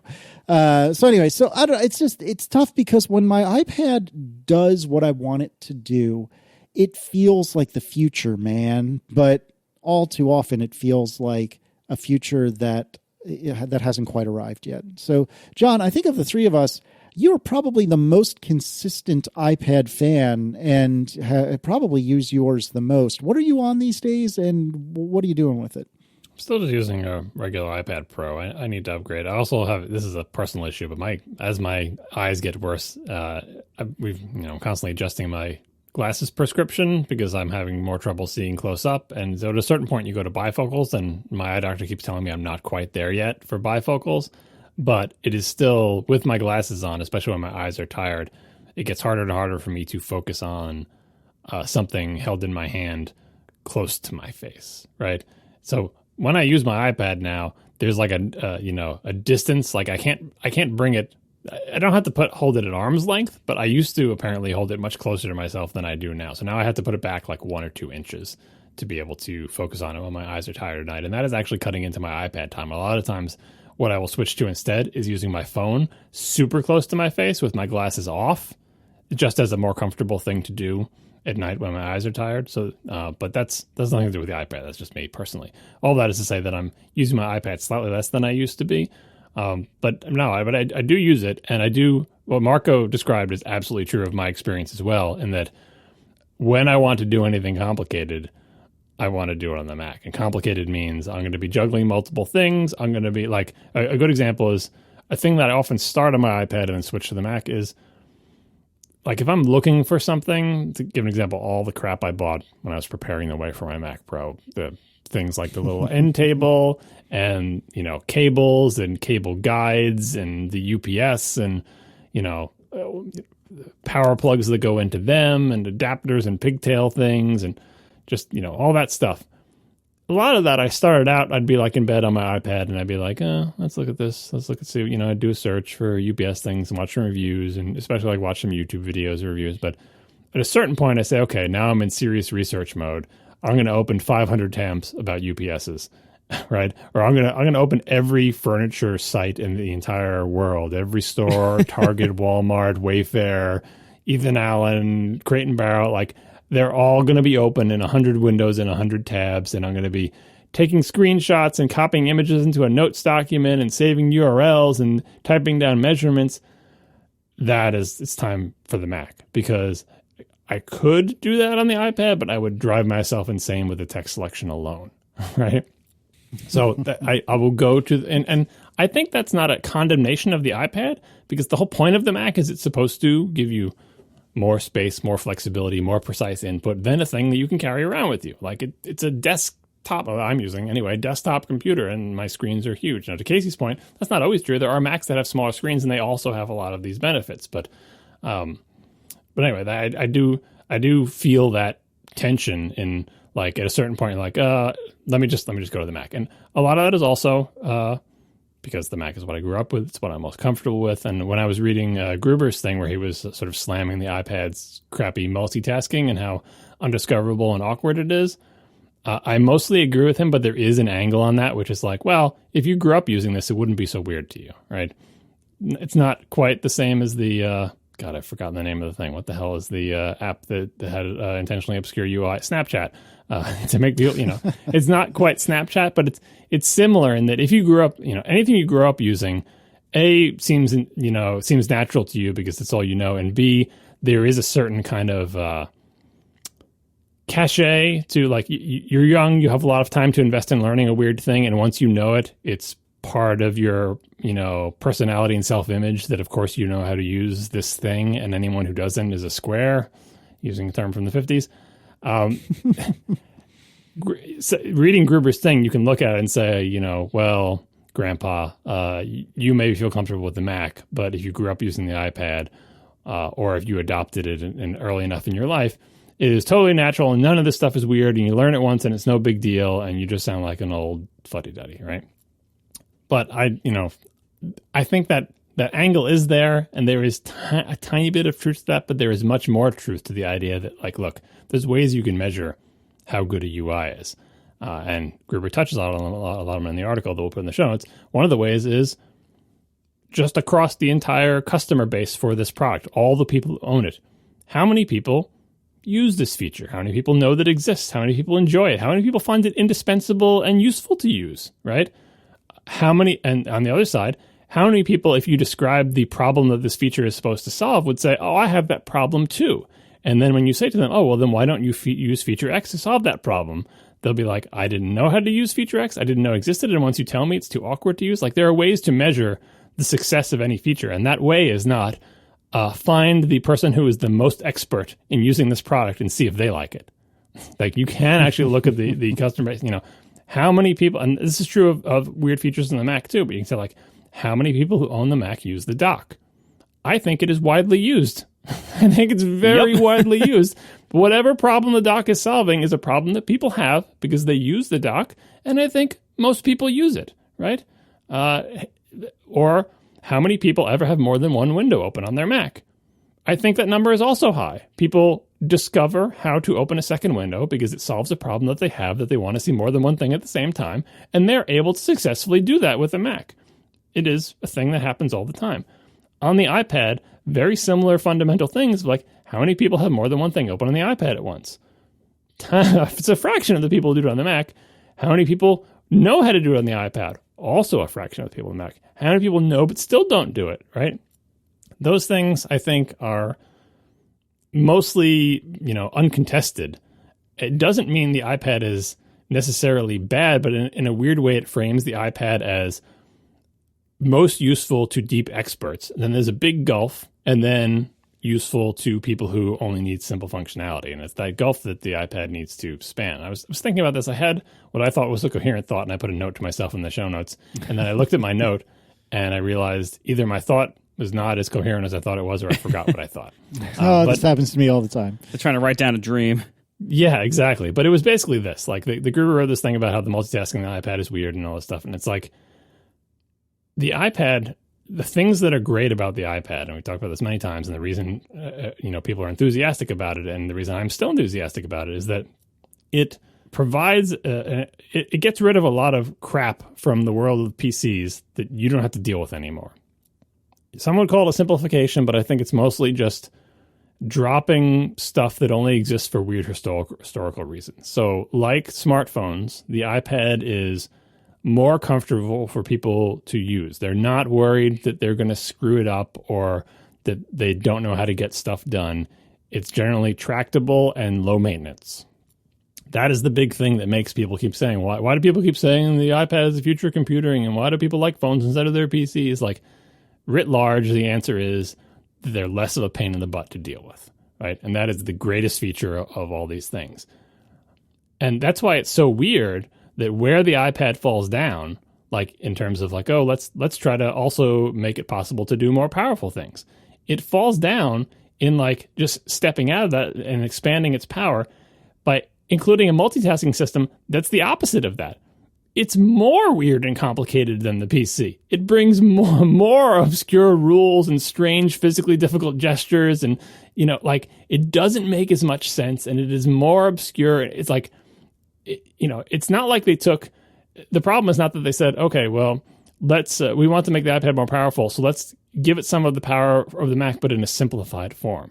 Like, maybe they thought that we were doing that, but what they ended up doing was giving it the power of the Mac in a more complicated form that's harder to use. And it's so weird because you don't need, like, I think what I was trying to get is like, you don't, this is not a problem that the iPad had. Like, the problem was that, we need to come up with a whole new way of working with multiple things that is simpler. Or maybe that was a problem that had, but they didn't do it. They came up with a whole new way of working with multiple things that's harder and more obscure and more complicated and more difficult to use, and bottom line, less used.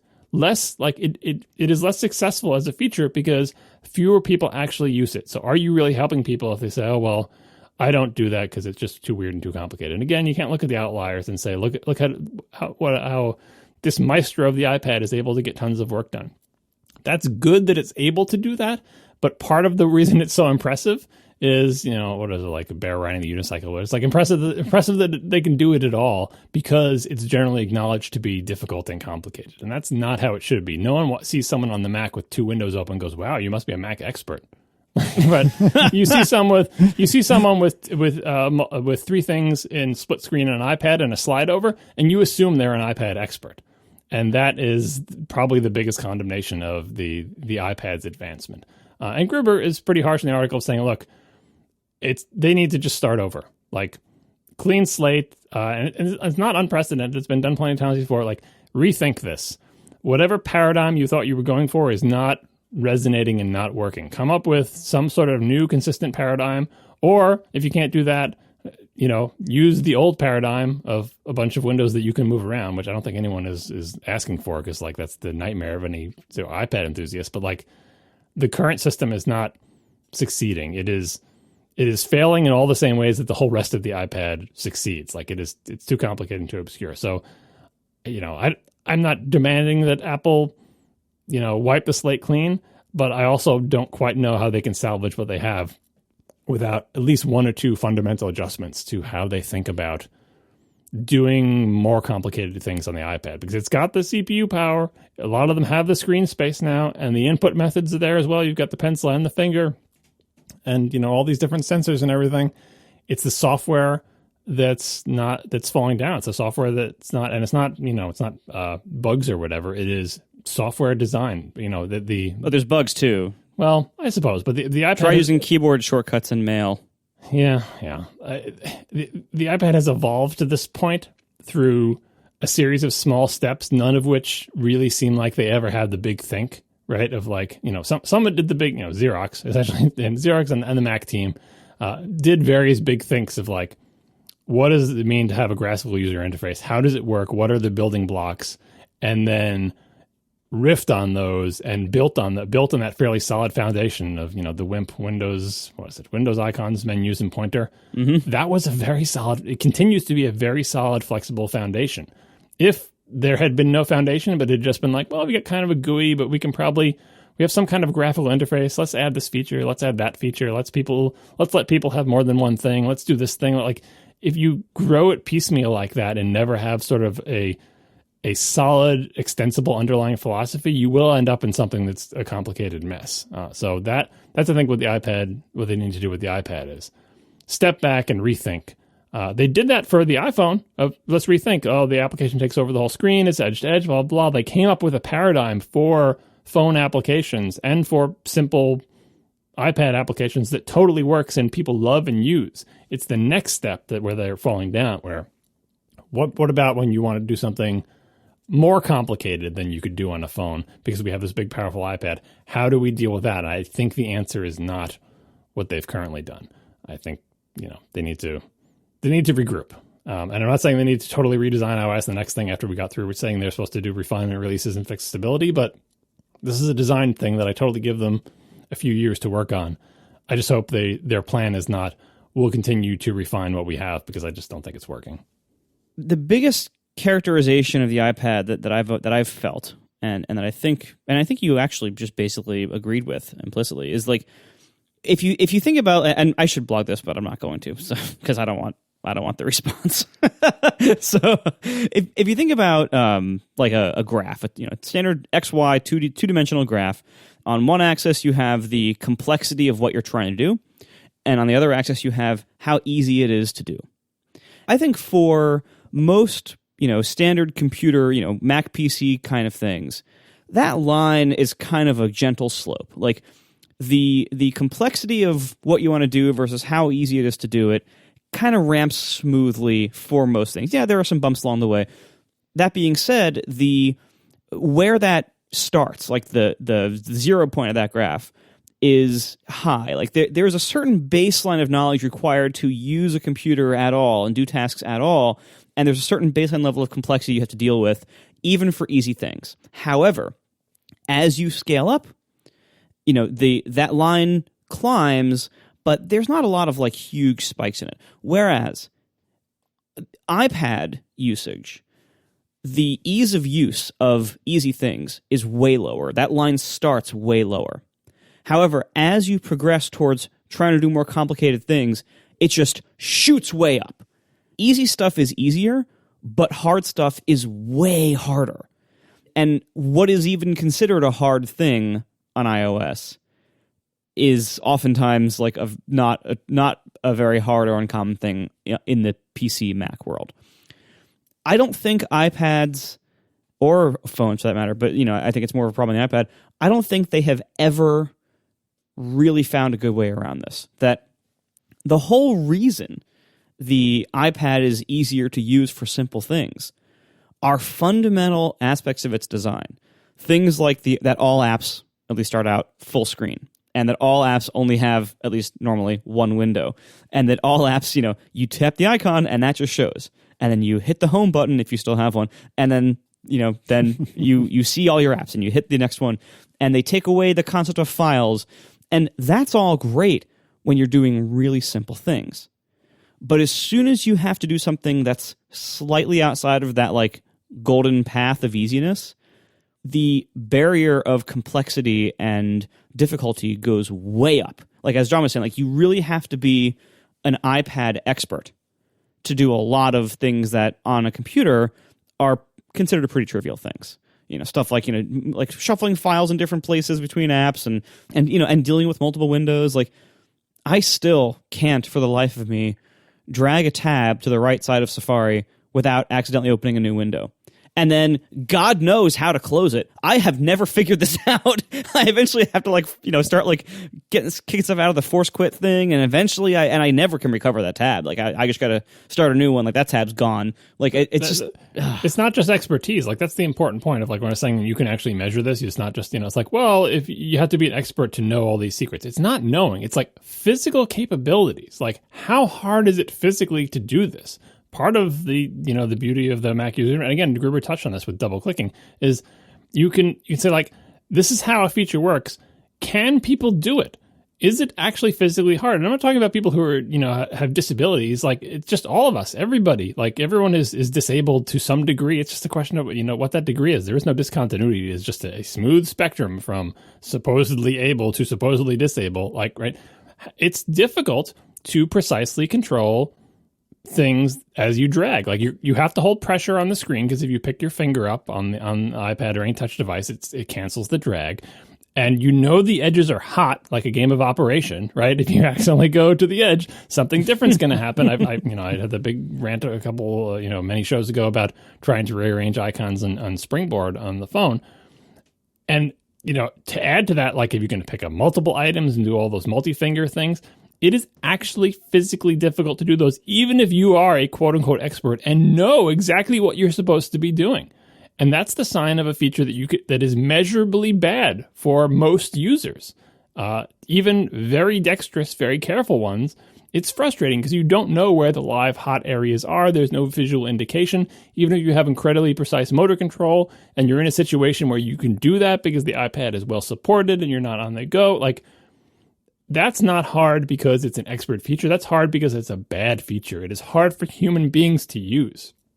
And fundamentally because it is a thing that you carry and because there's no pointing device and because, whatever, like there are some, that's the problem they have to solve. But there are other parts of it that they've chosen to do themselves. The fact that there is no Chrome on any of the windows. Again, a simplification, but it also means there's no affordances visually and touch-wise in the UI for you to have a safe area to grab or move things to or anything like that. And so that's the challenge they face. And I feel like their solutions to it are measurably not as successful as they should be just because they're so hard that lots of people can't do it. Like, Marco, what you're trying to do with that stupid tab, but you just physically can't. It's like a video game that's hard to play, and that's not a good UI. Yeah, it's like I just have a very high error rate for this common task. Like, yeah. And I think a lot of that, by the way, we're hearing from a few people in the chat that apparently you can long press on the tabs icon, and there's a merge all windows button to solve my tab splitting problem. That's the undiscoverability because there's no Chrome or menu bar or anything like that. I would never have found that.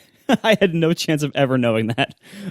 So yeah, and I think this is part of the thing. Like, what makes it so simple to do the simple tasks is a large degree of both physical and of like design, like both hardware and software simplicity visually. That everything, like you everything app is full screen, and you said there's no window Chrome and everything, and then that's great. It keeps simple things simple. But then where do you put the advanced stuff? You start doing things like overriding what edges mean, and you start hiding things behind long press. And one of the greatest challenges of UI design for touch devices since the beginning is how do you make things discoverable that aren't immediately visually on the screen? Like, if you're not going to just have an icon or a button on screen that can do something, how do you show people that they can do it? That is a largely unsolved design problem among among touch devices. Like we have a few bad solutions. We have like the first launch overlay or arrows saying, "Ooh, click here to see all these options." Those are terrible. We have the junk drawer design. First it was the hamburger menu, then it was the action menu, now it's the ... menu. They're all the same thing. It's all just like more. Shove a whole bunch of stuff into the more button and people will push it to find more. Like that's all these solutions are, mediocre at best. They just don't have the kind of discoverability that you have in a typical PC interface, where you typically have way more real estate on screen and you have, smaller buttons because you're controlling it with a more precise pointing device. So usually you have like you can fit more buttons or icons in a toolbar. Then you have the whole menu system, and you can pull down the series of menus and see what things are, or you can right click on things to see what you can do. Right click is a great example, because that is an example of a thing with no visual affordance that seems to be totally non-discoverable, but because it is so unfailingly consistent in the PC Mac interface, it becomes culturally successful. Like there's no visual indication that you can right click on things. But again, look out into the world. How many people who use a personal computer of any kind know that right clicking exists? Now, it is less than 100%, but the percentage is way higher than the people like who right click stuff on their PC. It's way higher than the number of people who use split screen and sophisticated multitasking on the iPad, because it is one additional thing to learn, which is, one thing that you wouldn't have to learn for simple things, but it's everywhere. If you see something and you don't see a visual way to interact with it, one of the things that you can try, and usually your first instinct is, let me try right-clicking it, because people have been trained through very consistent use of that even though there is no indication this is going to be successful, it's a good first guess. Can I right-click it? Is there some menu can I right-click on this and then there's a menu that says delete? Can I right-click it to get info about it? And right-clicking is incredibly successful. So successful that Apple, which insisted on single-button mice for a long time, had to come around to basically enable right-click, by control-click in the beginning, and then eventually by making a single-button mouse that lets you do right-clicking.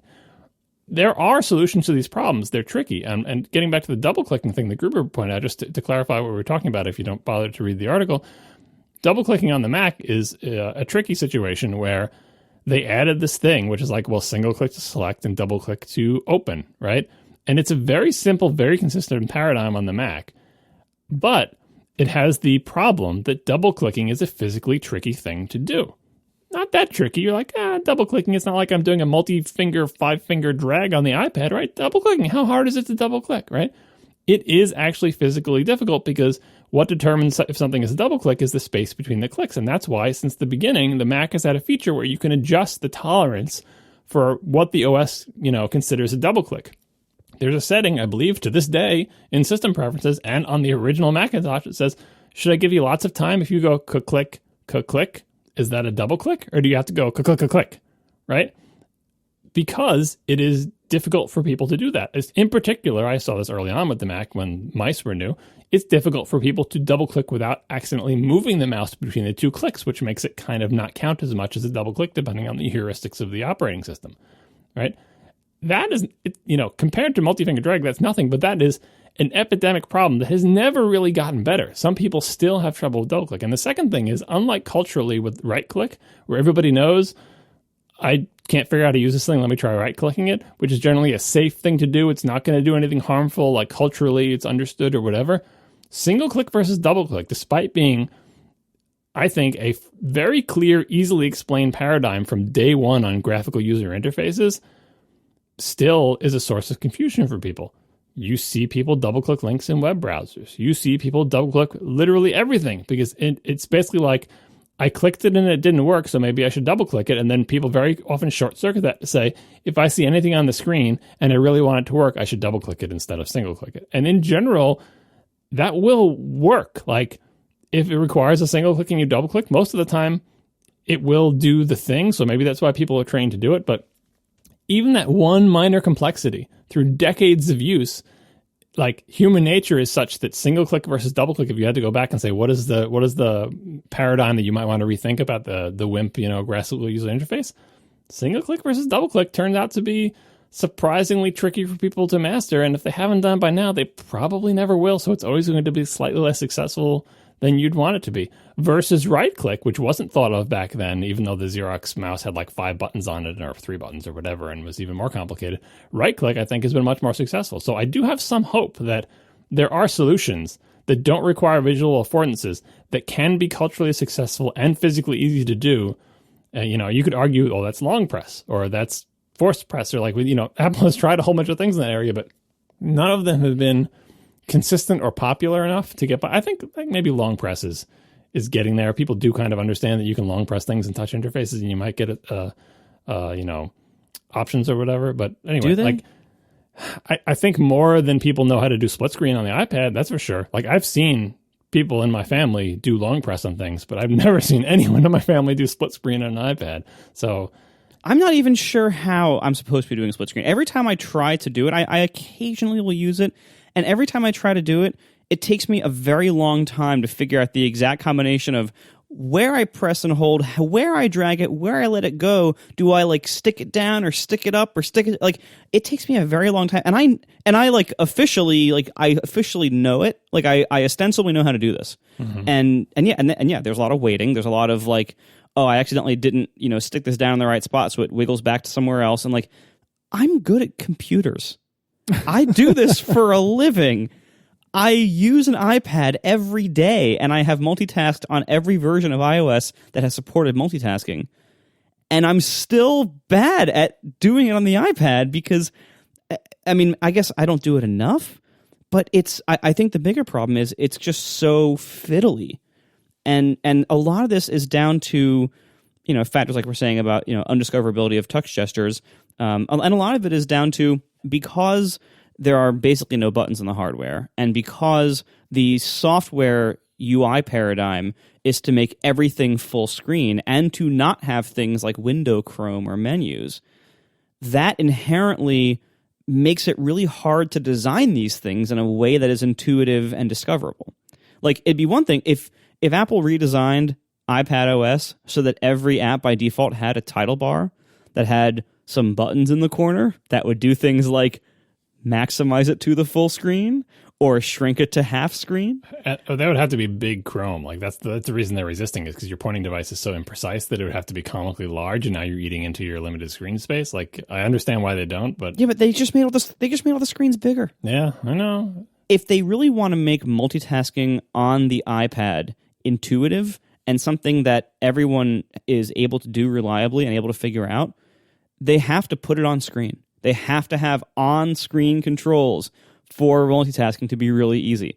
And that just goes completely against the software design paradigm of iPadOS. And that may make certain things worse. That might make that floor of how simple things can be, it might raise it very slightly. Because you could accidentally hit the window controls when you didn't mean to, and then you're like, oh, where'd my window go? Right. But I would argue that's actually better overall than where we are now, which is you have these kind of secret gestures that come up when you move near edges or do weird things that it would be not at all surprising to me if the vast majority of invocations for iPad multitasking were accidental.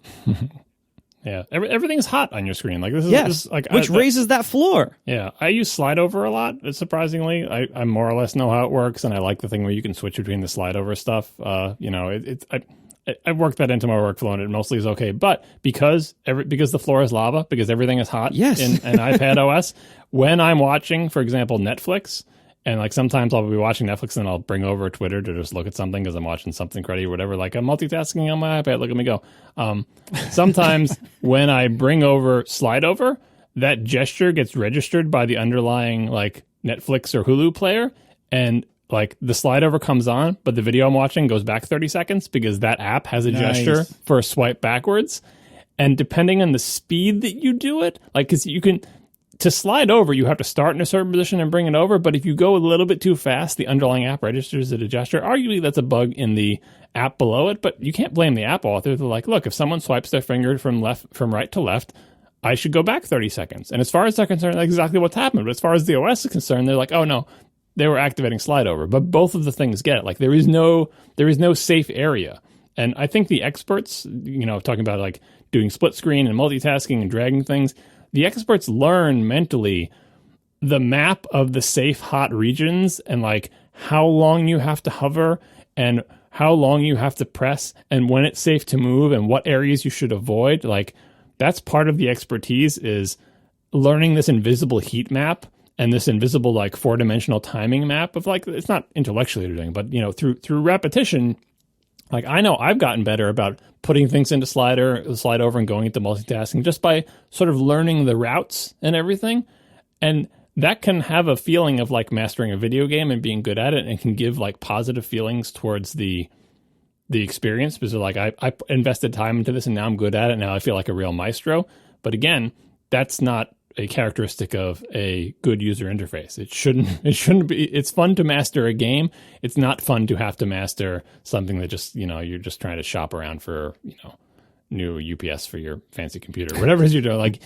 You want more people to be successful. You don't want the people who master it to feel an incredible amount of satisfaction, right? You want everyone to feel that satisfaction, because everybody is able to successfully have more than one window on the screen or whatever. So to that end, this is my favorite thing in the world. And by favorite, I mean least favorite thing in the world. So let's suppose that you have your iPad Pro or iPad or whatever, and you have your smart keyboard attached and open and so on and so forth.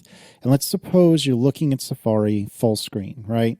And you want to get a second app in split view. The most direct way to do this, at least on the iPad Pro that I have, is you swipe up just a little bit from the bottom, because if you swipe up too much, you're going to go home. You don't want to go home. You just want to swipe up a little bit. You swipe up a little bit and you grab one of the things in your dock, and then you just drag that icon over to the side, and suddenly you have split view. Or no, split view, right? I don't even know the damn terminology for this stuff. Anyway, so that's all well and good, but what if you don't have what you want in your dock? So let's suppose that I don't have Notes in my dock, even though I actually do. But let's suppose Notes is on one of my home screens, and I'm looking at Safari full screen, and I want to get Notes off to the side. Well, I can't go to the dock because it's not there. So when I have the keyboard attached, it's actually slightly straightforward. I just Command Space and type in Notes, and then I get the Notes icon, and I drag it from the spotlight window over to the side, and now all's well. So far, so good. How do I do that if I can't hit Command Space? I have an answer to this question, but can you guys tell me how you do this? I read an answer earlier, so I'm spoiled, but it's ridiculous. Right. So what I've figured out, and maybe this isn't the best way, but what I've figured out is you start by going home. So I'm now looking at my home screen. I find Notes on the home screen. I pick up the Notes icon and I drag it, which of course is starting to make me rearrange the home screen. Right. Or delete Notes. or delete Notes. Then I swipe up from the bottom with a different hand, just a bit, not too much now, just a bit. Now I've got multitasking up. I'm still holding with the other hand. I select Safari for multitasking. Now the icon becomes a window, and I drag the window off to the side. Once I've done this 10 times, it vaguely, I wouldn't even say it makes sense, but it's a repeatable series of actions. Let's put it that way.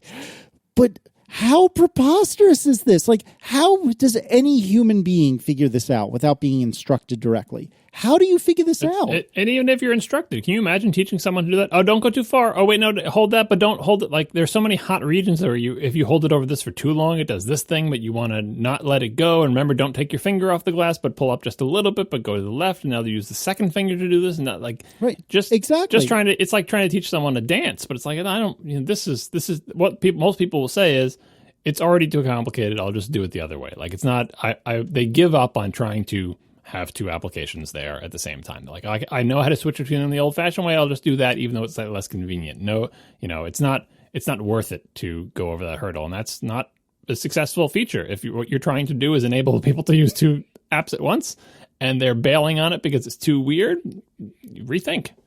Yeah, my other favorite part of this is, so let's assume I'm trying to do this all over again. So I was in Safari, I go home, I'm looking at my home screen.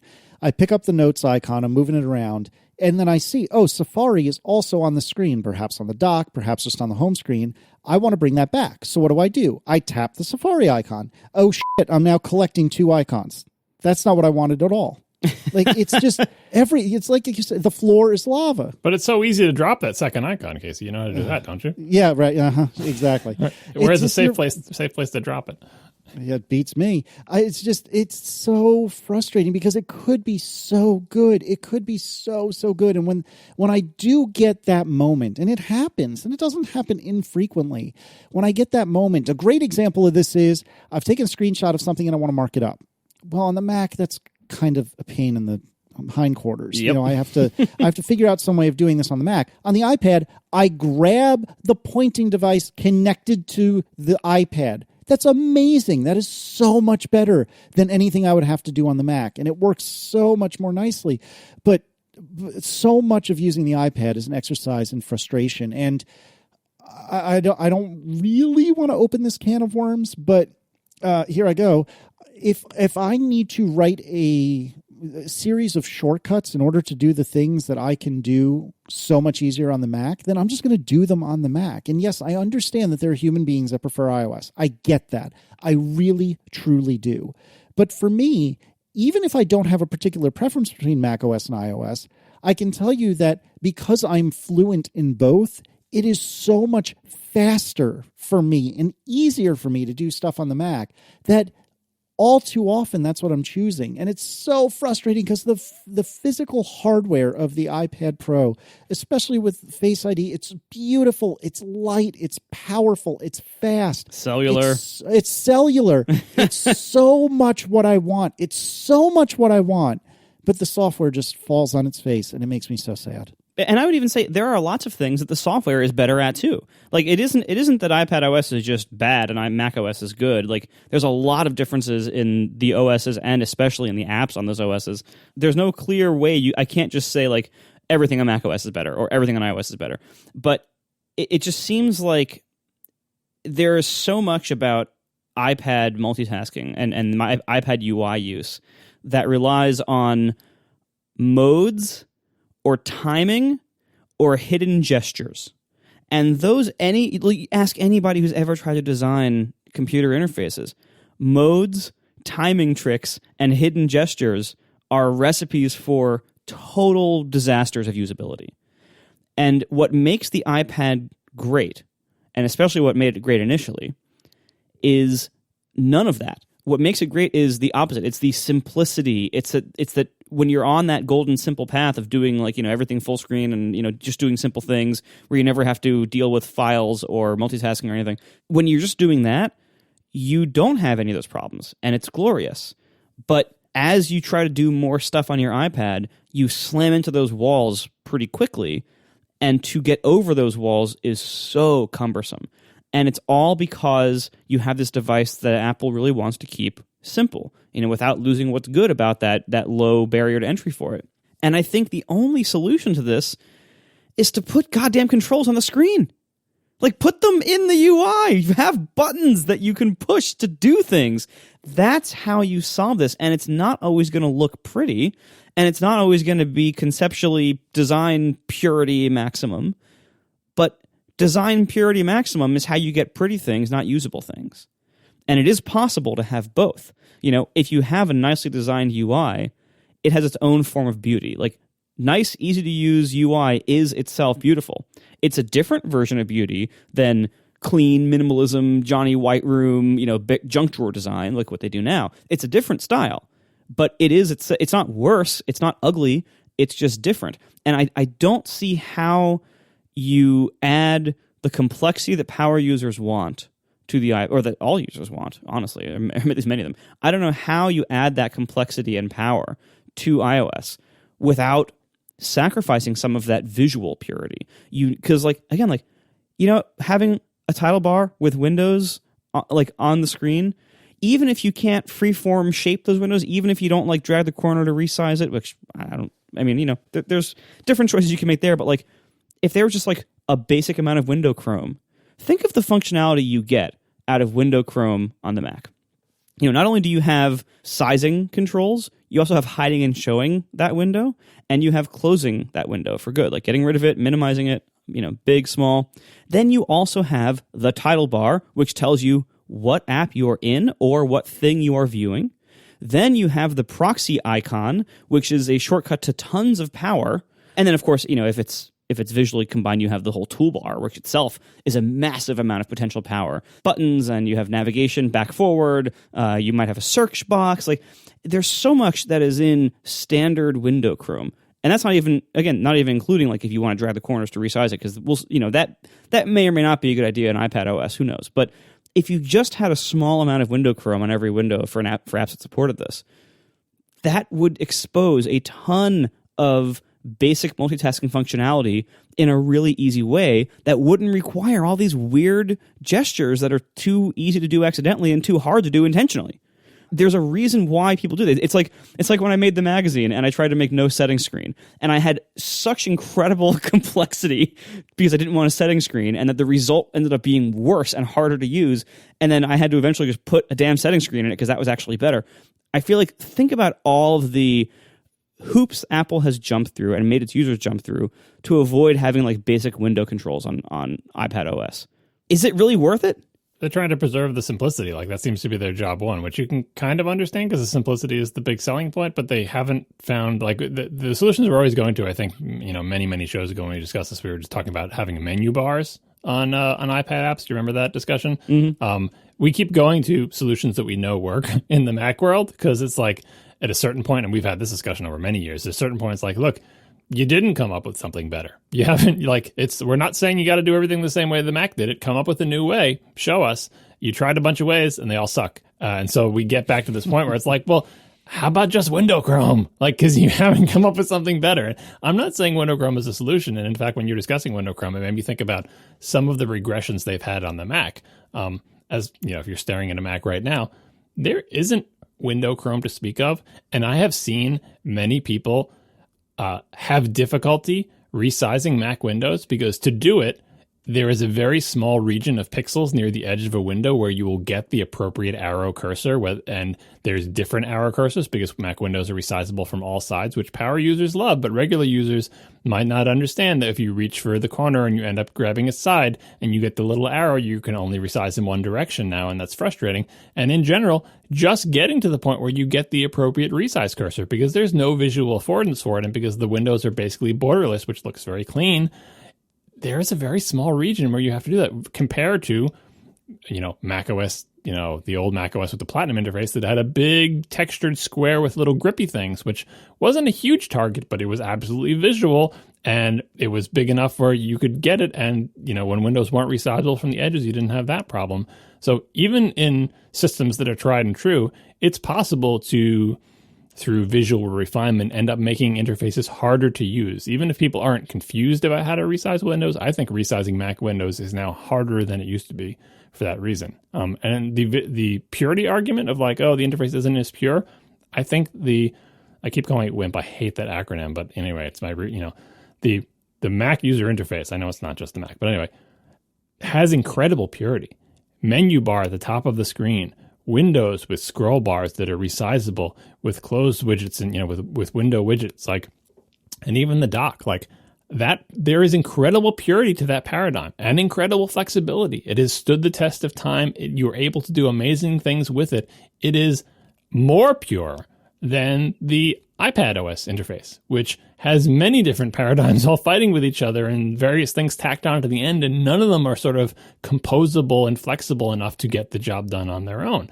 All so they can preserve the simple interface, which I'm all for preserving the simplicity. It's just that you need to find a way to enable more sophisticated actions without killing that simplicity, but also by making a consistent system, and they haven't done it yet. And so we say, well, have you tried just sticking a menu bar? Think of how much flexibility putting just a plain old menu bar at the top of the screen on an iPad would do. You'd have to make it like a finger capable menu bar or whatever. But and we said, oh, that's old thinking. You just want it to be the way the Mac is. I don't actually. I want something better. But if you can't think of something better, I'll take the compromise of we couldn't come up with any better ideas, so here is a finger accessible menu bar, right? We couldn't come up with any ideas, so here is some kind of window Chrome in iPad OS, which necessarily has to be larger and hurts the complexity, hurts the simplicity or whatever. But that's the challenge. That's the challenge Apple faces. Come up with something that preserves the best of both but provides the power and is consistent. And they have not risen to that challenge. And honestly, I don't think we have risen to that challenge either, because everything we're suggesting, I think, would be mostly an abomination and terrible. But on the high end, it would make the complicated things that we're describing easier and better to do. It's just that on the low end, they would make people, confused and frustrated. And I think in general, the public would think an iPad that works that way is worse than an iPad that works the way it does now. Because one of the, I was saying how we never see people using multitasking the iPad. Also, for all the iPad users that I am intimately familiar in my life who aren't tech nerds, they're mostly satisfied with their iPad experience of not using those expert features. They don't care that the iPad has a very inconsistent, inflexible, difficult to use interface for doing more complex things. And if you try to show them, they mostly bail, but their satisfaction with the product remains. So I'm not saying that the current compromise is successful, because clearly it's not, but it does have the beneficial characteristic of most of our users will still be satisfied, even as we screw up our ability to do this high end. So it's kind of like the super high end experts are satisfied because it's a video game they can master. Most people are fine because they never have to do that. But then there is you're leaving money on the table, and that these devices, we know these devices could enable people to do more complicated things. And it's just that they're not good at bridging that gap. It's one of the things that the Mac was always good at. Hey, you're not a computer expert, but if you sit down in front of this computer and learn some basics, you can be successful at doing things you never thought you could do. And the iPad does that for the low end. Hey, you can browse the web, you can send people email, you can chat with people. You will be successful. If you buy this product, it's not too complicated, you'll figure it out. But that stops. And it's you want to do anything more than that, you're going to have serious problems. And unless you want to be a super duper expert, just retreat to the simple things. I would also, just one final closing thought on the purity angle here.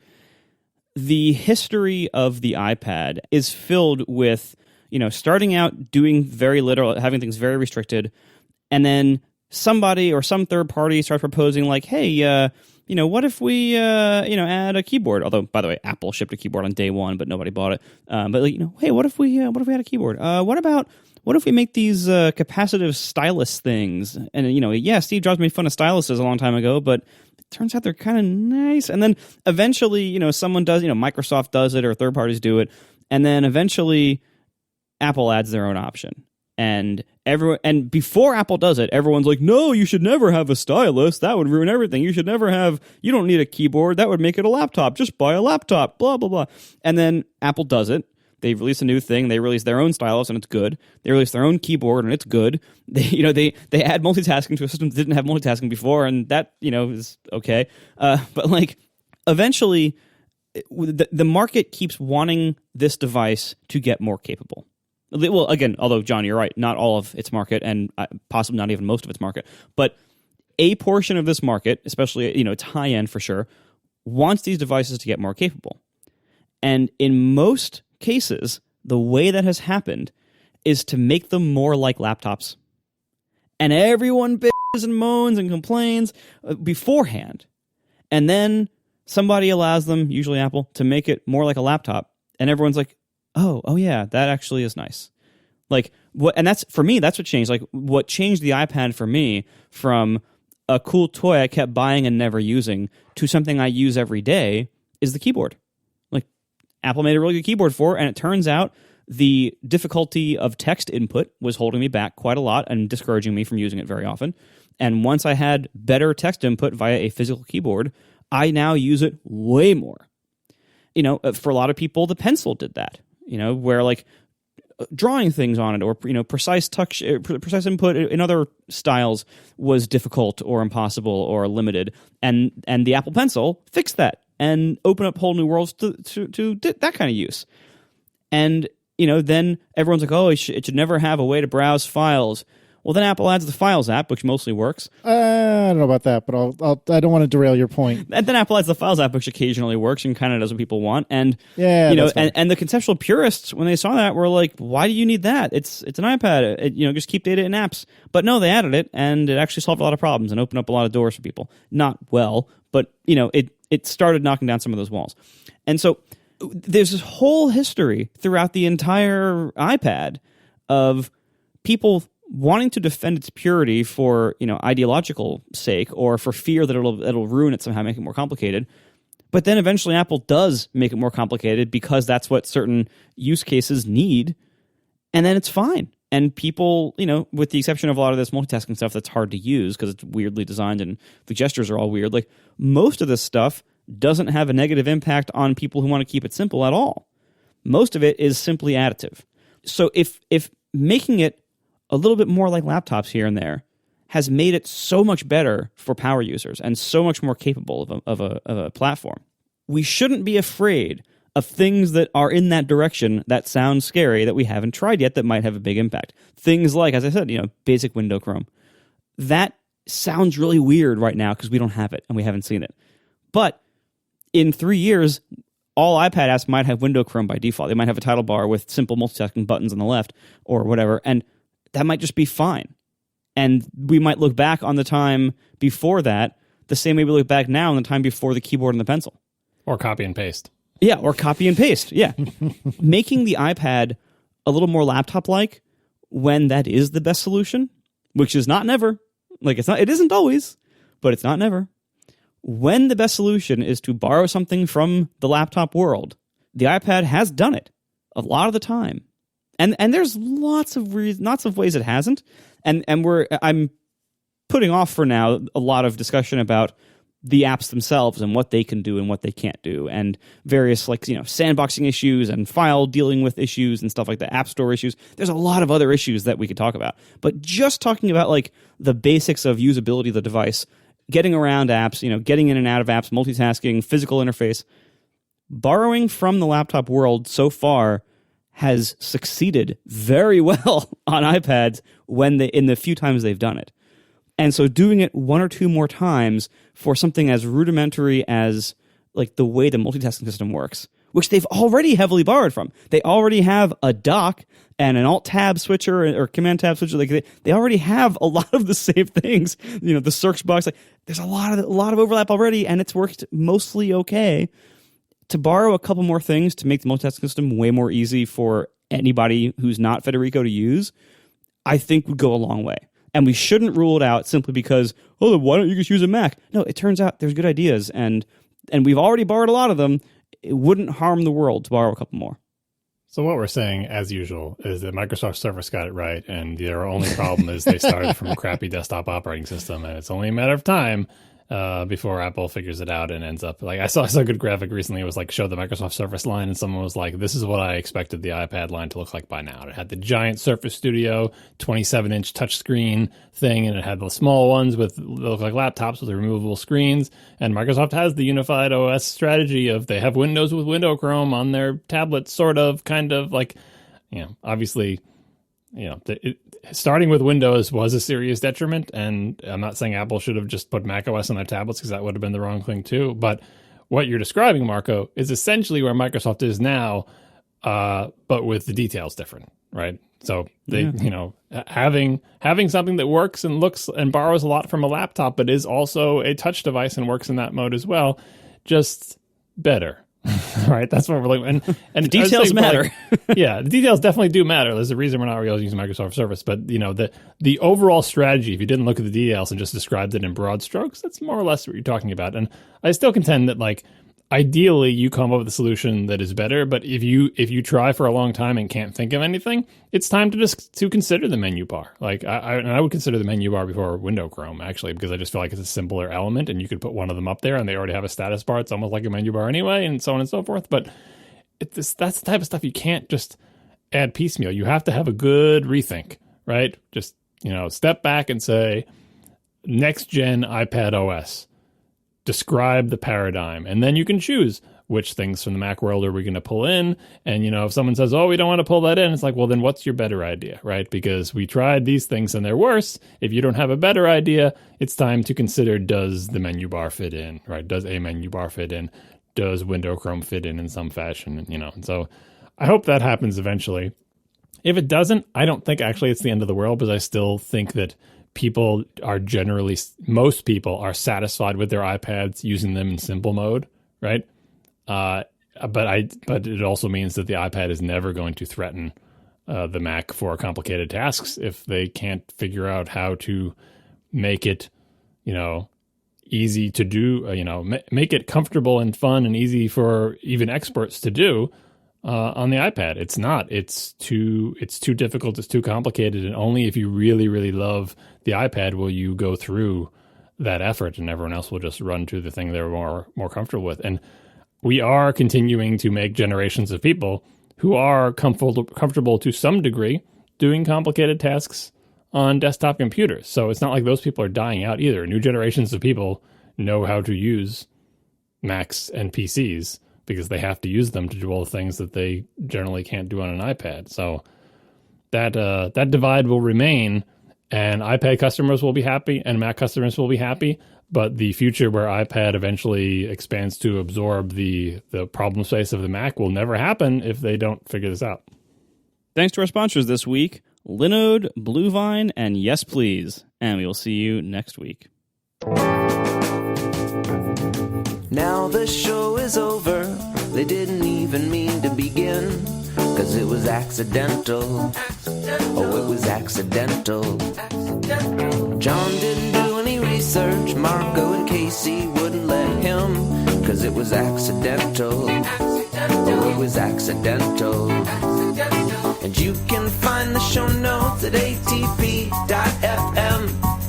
And if you're into Twitter, you can follow them at CASEYLISS. So that's Casey Liss, MARCOARMENT, Marco Arment, SIRAC, USA Syracuse. It's accidental. They didn't mean to. Accidental.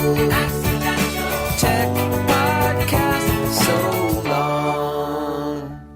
I didn't get the time to shove it in because we were going long anyway, but I have the opposite of Marco's bug. I had a beginner bug that it is not the result of, but is adjacent to the fact that there is tons of documentation for AppKit. Like AppKit, if you go look at the documentation for some common class in AppKit, there are so many attributes, there are so many methods, and one failure mode is, oh, you didn't see this method or this attribute? Because if you had read it, it's obviously what you want, but it was on a page with 500 methods and you didn't happen to see it. So this bug was, again, a total dead beginner's bug, but it baffled me for a while. I was just trying to make a window appear and then, let you close it. And then, so I had a menu command, and you pick the menu command and a window appears. And then when you're done with that window, you close it. And then my bug was, all right, so I did it. You select the menu command. I would make a new window. I'd say, window, please show yourself. It would show itself. And then you would close the window. And then I would invoke that same menu command right after that. And it would hit the same code and say, okay, I'm about to show a window. And I tried it both the naive and the quote unquote fancy way. The fancy way was, I don't need to make the window every time. I'll just keep that window around. The next time they take the menu command, I'll just show it because I already made it, right? Simple, straightforward. The problem was that every time I did the command the second time, the app would crash. Nice. Right. And I'm using Swift here. So I was in the, my great Perl motto, when it's seg faults, it's not your fault, because that's the promise of Perl. It's a high level language. And if it's seg faults, that's not on you. Perl's broken. That's it's a compiler problem. It's not your fault. You shouldn't even be able to do that. Right. John Syracuse says, Perl's broken. Yeah, well, if it's seg faults, that's not your fault, unless you're writing C code to interface with Perl, which you can do. But in general, if you're writing Perl code, so in Swift, I know that's not actually true, but I was having that attitude, and up to this point, I'd never had a crashing bug because I'm doing simple things, and Swift is handles the allocation and everything for it. I'm sure I was making memory leaks here and there, but my apps are so dinky, it doesn't matter anyway. But yeah, it was. I'm like, but I'm just making, and so I said, all right, stop trying to be fancy. And just every time they do the command, make the window and ask it to show it. And for some reason, that wasn't working either. And I couldn't, for the life of me, figure out, why does it work the first time, but then the second time, it doesn't. And, AppKit, the thing about AppKit is that there's a long legacy of the way it used to work back in the Next days and the early Mac days and so on and so forth. And there's a million different attributes. And so I've been heavily leaning on one of the Slacks I'm in that's filled with a vast wealth of experience of Mac development and Next development going back ages. And I'm like, I come in there only with my tail between my legs after I've spent an hour doing this. I'm like, look, I'm just trying to make a window up here and then close it and be able to do it a second time. And my app is crashing. What super obvious thing am I missing? And someone with experience said, oh, what you're missing is that unbeknownst to you, every NS window has an attribute called is released after close or something, and it's set to true by default. So if you show the window and then close it, it's the memory for that window is released behind your back in the system. And that is the correct default for this particular mode working with nibs back in the day, right? But it lives on as an attribute on every single window. And why didn't you know about that? Because if you go to the NS window documentation, which is incredibly extensive, there's a million things there. And if you're not looking for an attribute called is released after close, you'd be like, why is my app crashing? So it would show the window, I would close it, it would release that memory, and the place where it used to be is now just uninitialized garbage memory. And the next time you go and try to do something with that, it crashes. Just cool. Isn't this a failure of Arc? Like, shouldn't Arc be holding on to that? Set is released after close. Well, the is released thing just, ditches the memory for it, and that just causing the bug. Well, no. Dealloc ditches the memory for it. Release just loses a ref count. I don't know what it actually does. I'm just telling you what the attribute was called. I don't know if I got the name right. It's released after close or something similar. But for all we know, it is deallocating. I don't know what it's doing behind the scenes. All I know is it's an attribute among the many million attributes. The lesson is don't try to hide and show your own windows. Use NS Window Controller instead, because it will handle all these things for you. And if you use nibs, this also would be handled for you. Like, this is all the machinery that's behind the scenes that you don't know about, but is a brain-dead simple thing that I'm assuming, I didn't even look up the docs, but I'm assuming totally is documented like everything else. But if you don't know where to look, or you're not familiar with the weird history of how AppKit works and how it works with nibs and how you're supposed to use it, and you try to be like, I know how to make my own window, well, I'll construct it and ask it to show itself, and it will work great. It does the first time, but then your window is gone.